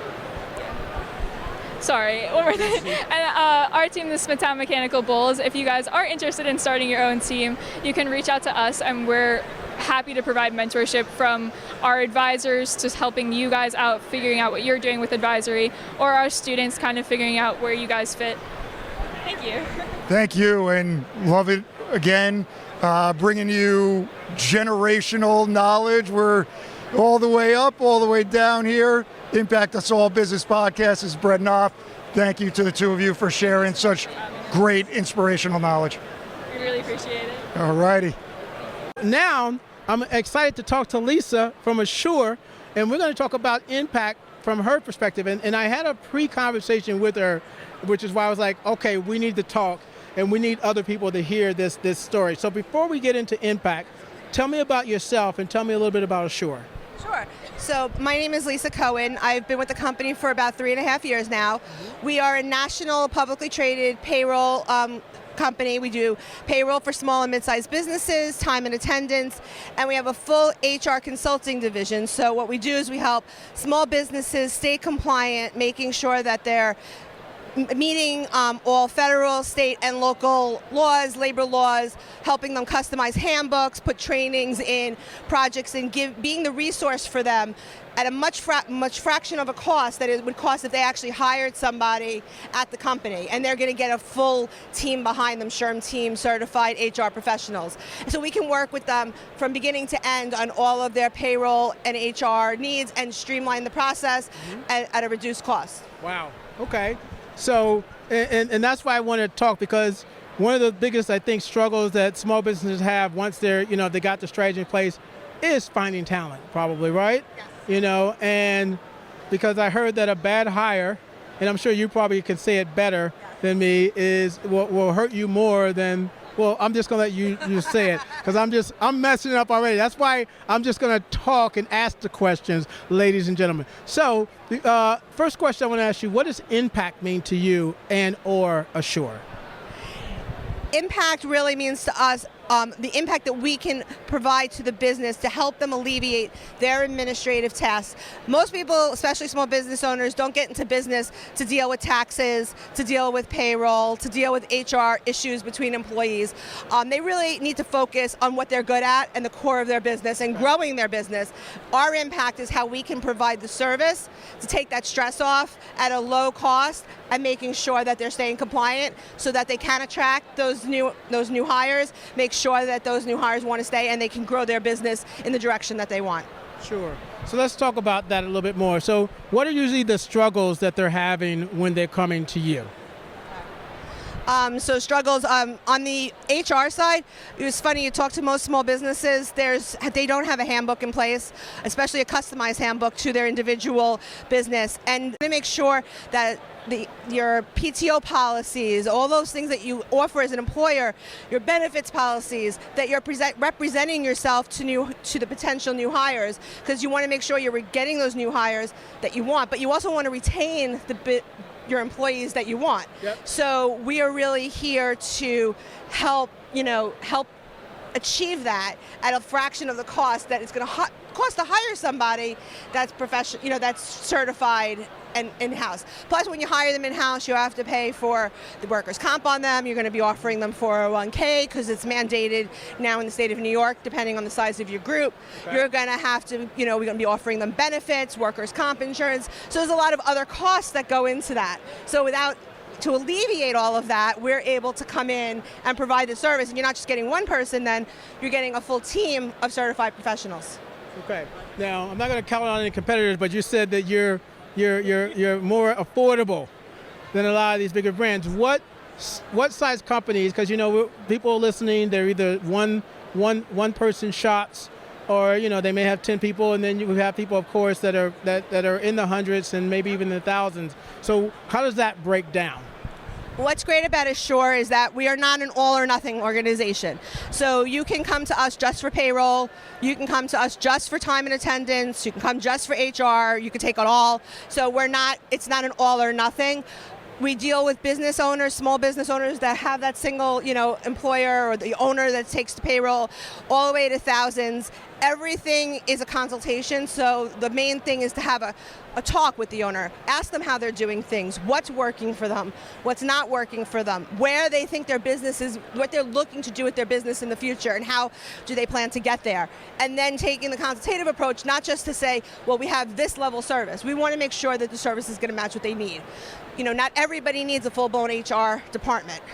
We have different levels of service. On the payroll side, we are very cost effective. Our goal is to make sure that everybody is processing payroll, making sure their taxes are paid correctly and timely, and that they have the service that they need. Sure.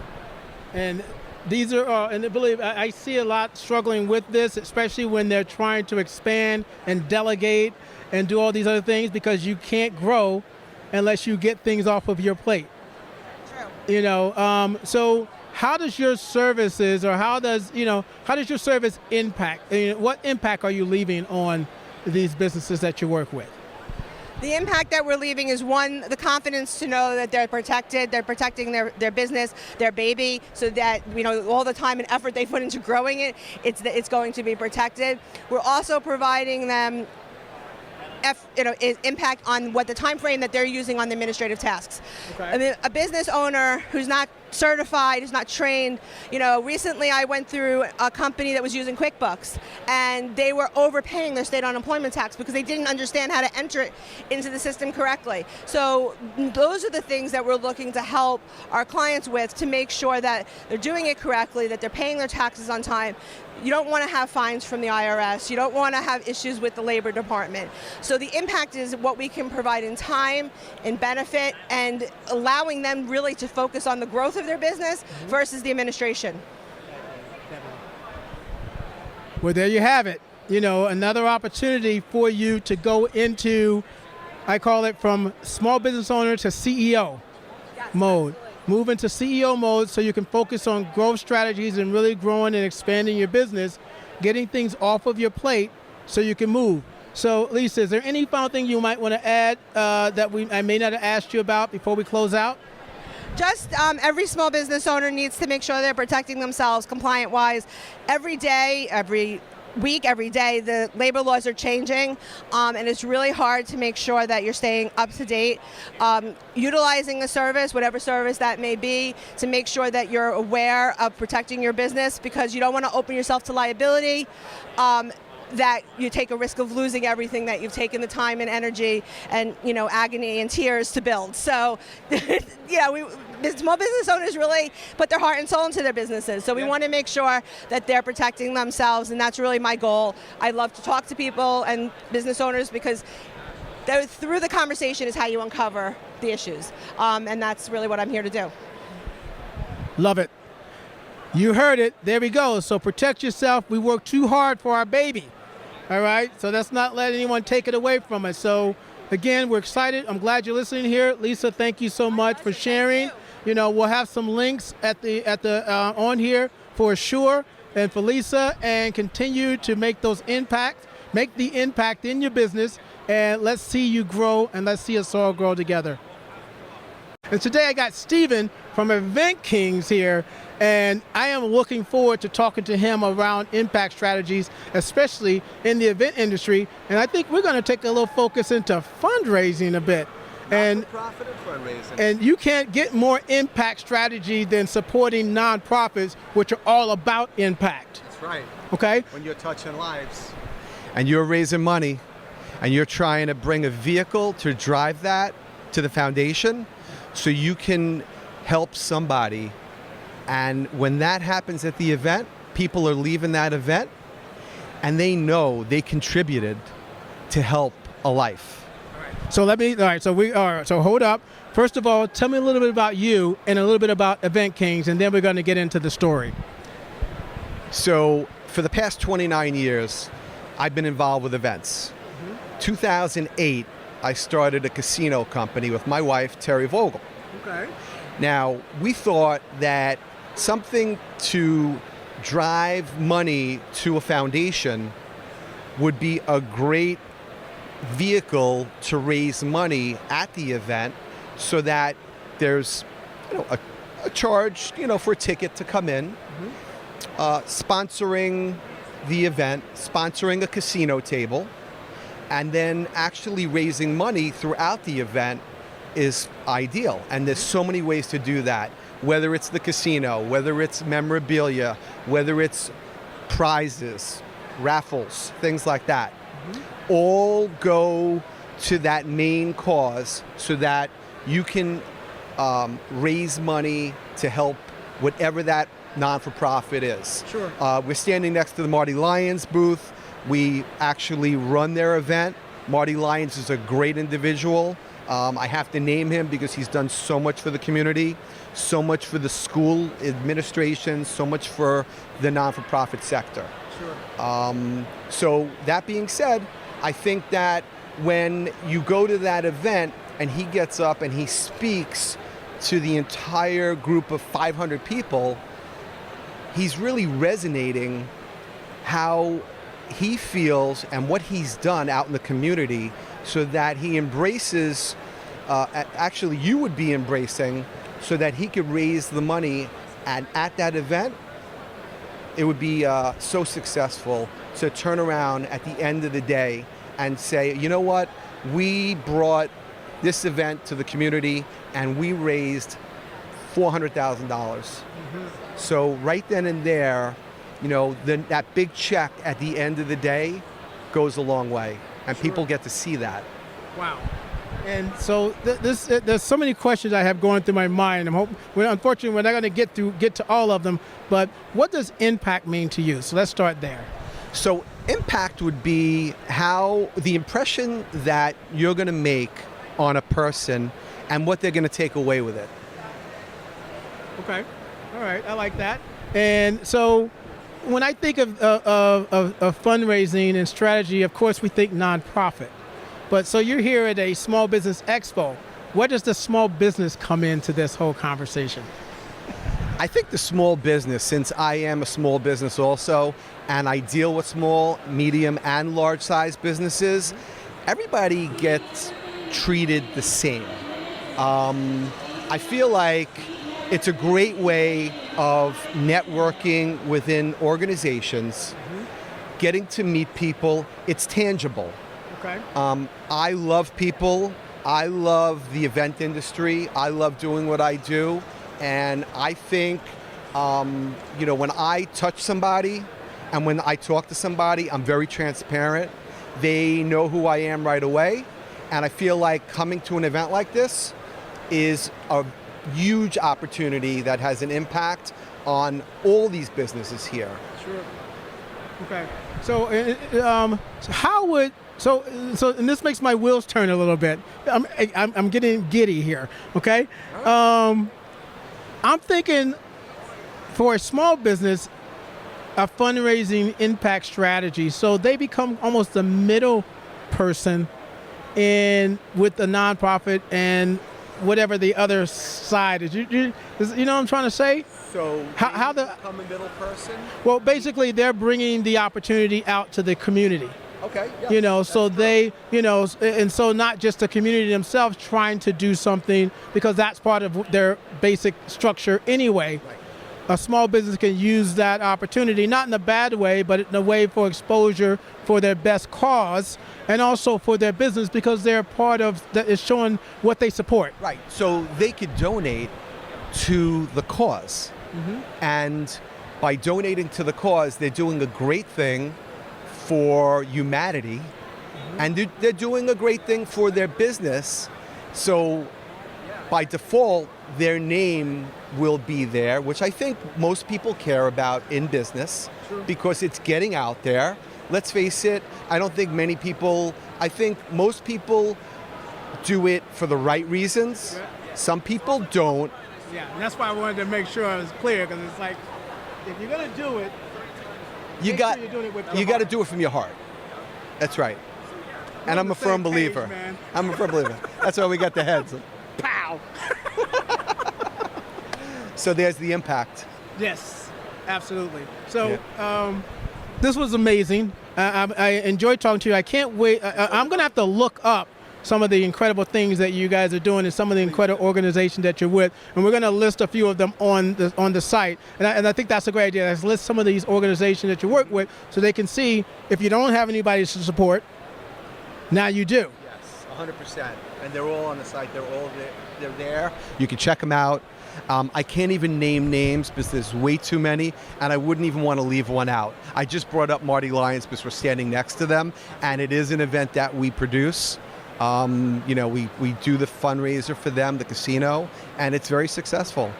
Absolutely. So is there any final thoughts that you want to say to anybody listening about leveraging events as part of an impact strategy? Not really. See? That's New York for you. They just tell you, no. But I got to tell you, this interview was great, and this guy is great. And I think his team is wonderful, and I'm going to do it again. Love it. So on behalf of myself and Stephen over here at Event Kings, check them out. Continue to work on those impact strategies. Think innovative. Think out the box. Come up with strategies that will propel your business, propel your brand. We'll look, the younger generation, they look for transparency. So put that heart on that sleeve. Show people what you stand for. And so continue to be awesome, and we'll see you in our next interview.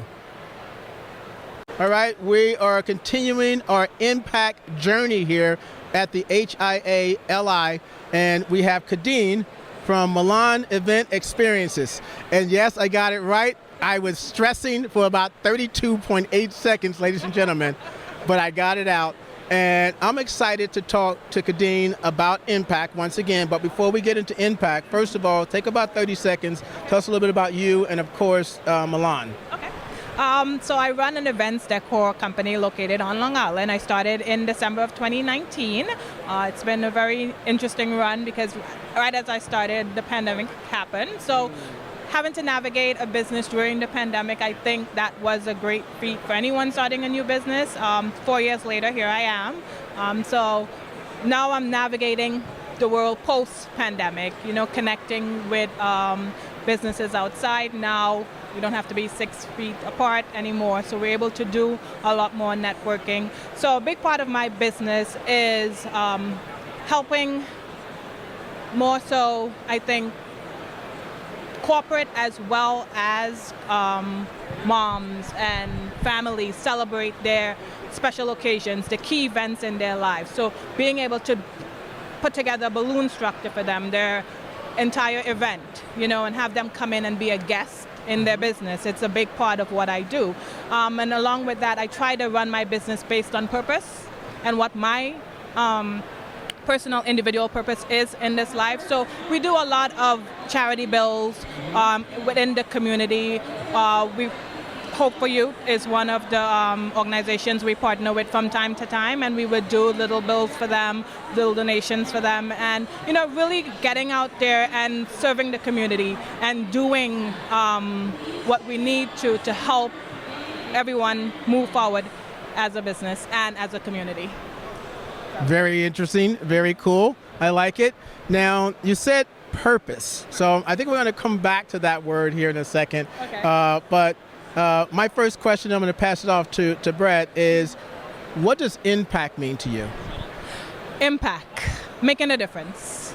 And with me, I make a difference through my art, through balloons, through being able to put together these events, these show-stopping events, and really making a difference in the life of people. Yeah. Love it. Yeah. Love it. Yeah, and I think there's a real great correlation between purpose and impact. If you've got that strong purpose, you're going to make a very strong impact. So I'd love to hear some of the feedback that you've gotten from doing these purposeful, impactful events on your client's behalf, please. Okay, so, well, indirectly, not my client, but I do something called, I participate in the Big Balloon Build.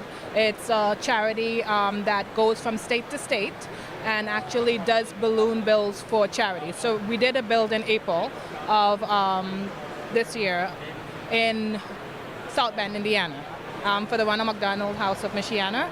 And the impact that we had there and the feedback that we had there was resounding. I mean, the charity was able to raise over $200,000. And for them to come in there and the viewers to come in and to see that, it was just in awe that, you can create all these things with balloons and you can use balloons to now, bring a community together, have people serve a purpose in the sense that they come out and they're able to help support a charity, support their mission while, doing good and enjoying something as show-stopping as that. So. Show-stopping.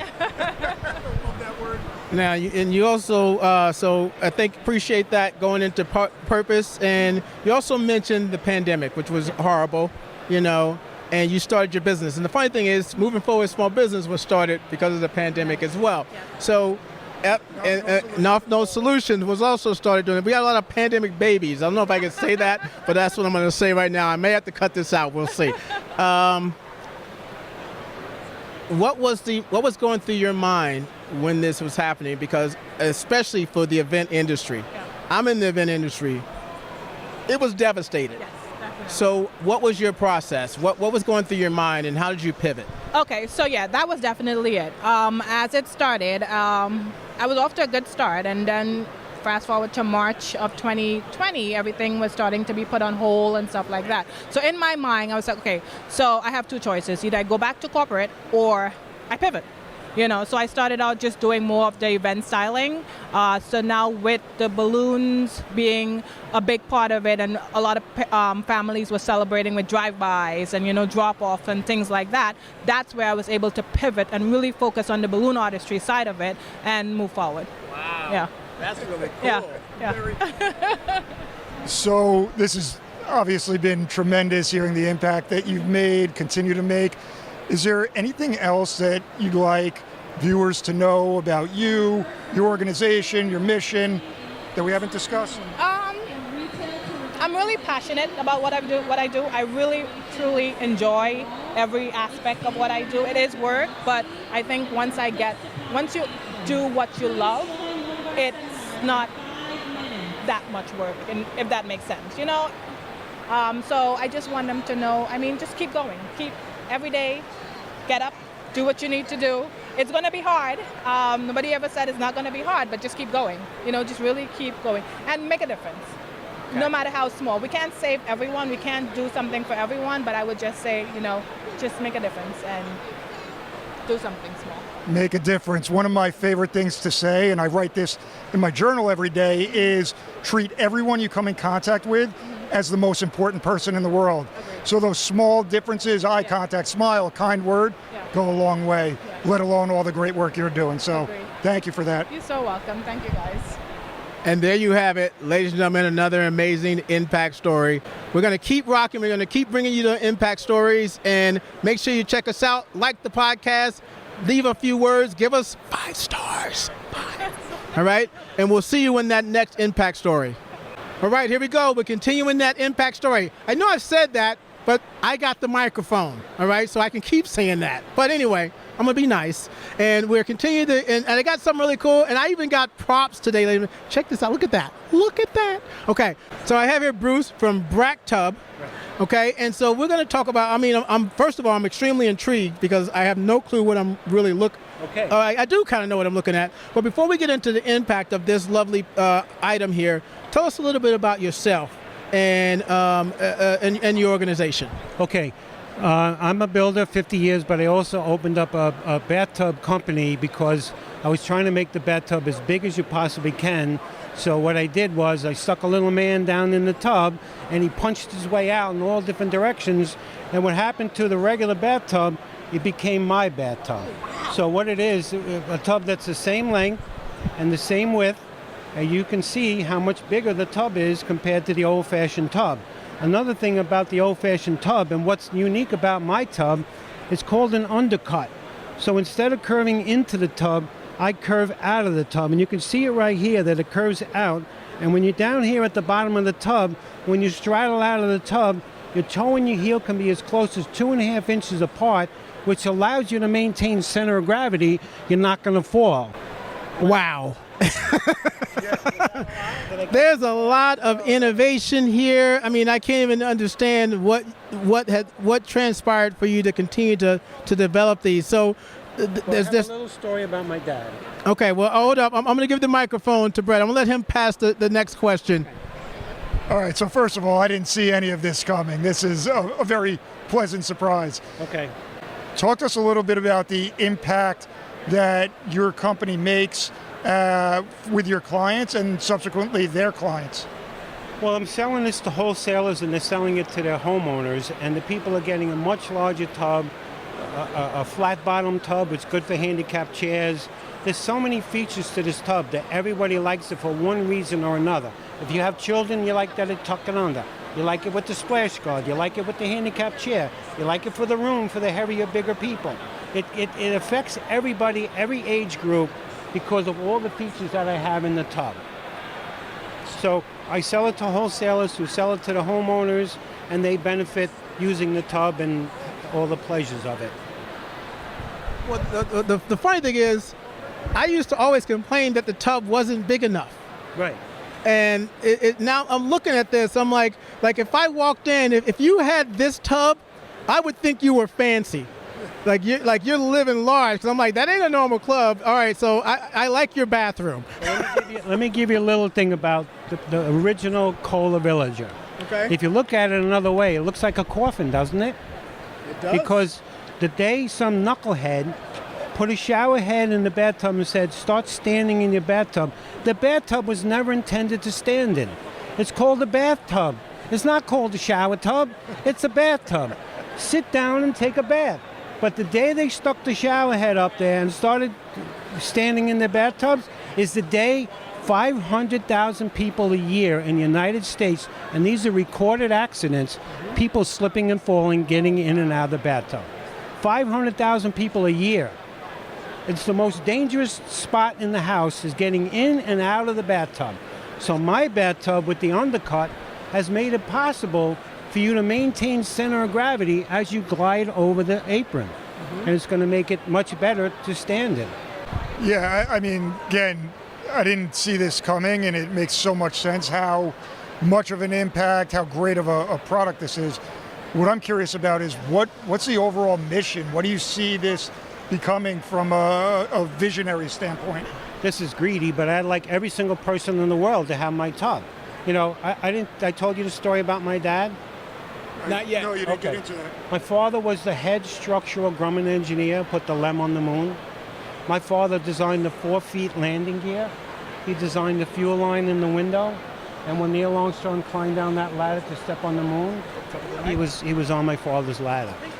So my father, when I was young, put me into a different mindset to look at things differently.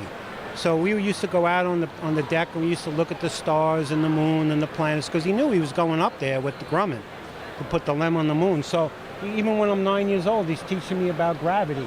Shoot the bow and arrow. You don't shoot at the bullseye. You shoot at the top of the target because by the time the arrow gets over there, it slows down the gravity. I'm 9 years old learning about gravity. You know, I love that. Am I supposed to? But my father made me think of things differently. In my mind, I said, let me make this bathtub as big as I possibly can. I stuck a little man down in there, and he started punching out the walls in every direction, and he became an undercut in the front, and it became as skinny as you can get it in the back. My tub is 5 inches bigger than my nearest competitor in the same size dimension. Wow. That's taking advantage of the space, available space. No, you can't get anything bigger. I mean, look at the difference. Yeah, there's a huge difference. I thought they worked together with each other. That's when, I didn't see it coming either. So that's this is the before and after. Before and after. Yep. Exactly. So, ladies and gentlemen, innovation at its finest, and it started at 9 years old. It probably started before then. Maybe. But at the end of the day, that's where you're coming up. It's a mindset thing, and then it becomes now how do I leverage things, looking at things. I like the way you said I see things differently. Right. So I think that's a key point that we can take away from that, especially when people say that you are different. Embrace that. I like being different. I like thinking different. And at the end of the day, we have to build strategy and structure and performance around that to take full advantage of that. Anything you want to add to that? Yeah, I couldn't agree more. At the end of the day, there's this, I guess, poor mindset around doing things differently, being different, to your point. And when you are different, that gives you the ability to revolutionize something as fundamental as a bathtub, which pretty much everyone utilizes. So lean into that, have fun with it, and run with it. So we're going to have contact information for you on the page here for that, so you guys can check it out. Bracktub.com, ladies and gentlemen, check them out. There will be a link here, and but I think you probably have to go to find a dealer at this point. So we'll figure out what that looks like and make sure that you get the right person, because I think you need to get yourself a Brack Tub. Is that okay? Is that okay if I say that? Absolutely. Thank you, Bruce, and we'll be seeing you at another episode. So we're going to continue our impact journey here at HIA-LI. Continue to watch the stories. Make sure you go deeper in on each one of these amazing guests that we are showcasing here, from the biggest organizations to the most innovative and incredible entrepreneurs. Thank you, Bruce, for being awesome. We'll see you. Okay. And that brings us to the end of another enlightening journey here on the Impact Us All Business Podcast. Every story we've shared, every insight gained, is a step towards creating a world where business becomes a beacon of positive change. Your time with us is more than just listening. It's about becoming part of a movement that values growth, innovation, and the incredible impact we can have when we come together. If you're ready to be a part of this journey, every step of the way, we have 3 small favors to ask. 1, please subscribe to our podcast. It's the easiest way to ensure that you never miss an episode filled with stories and strategies that matter to you. 2, leave us a review, even if it's just 1 word. Your feedback helps us grow and continue bringing you content that inspires and empowers. And 3, rate our podcast. Your ratings help others find us, expanding our community of impactors who, just like you, want to make a difference in the world. Every step you take with us is a step towards impactful change. Your voice, your action, and your participation, it all adds up to a global movement. Let's continue to reshape the world, one business, one idea, one story at a time. Together, we can impact us all.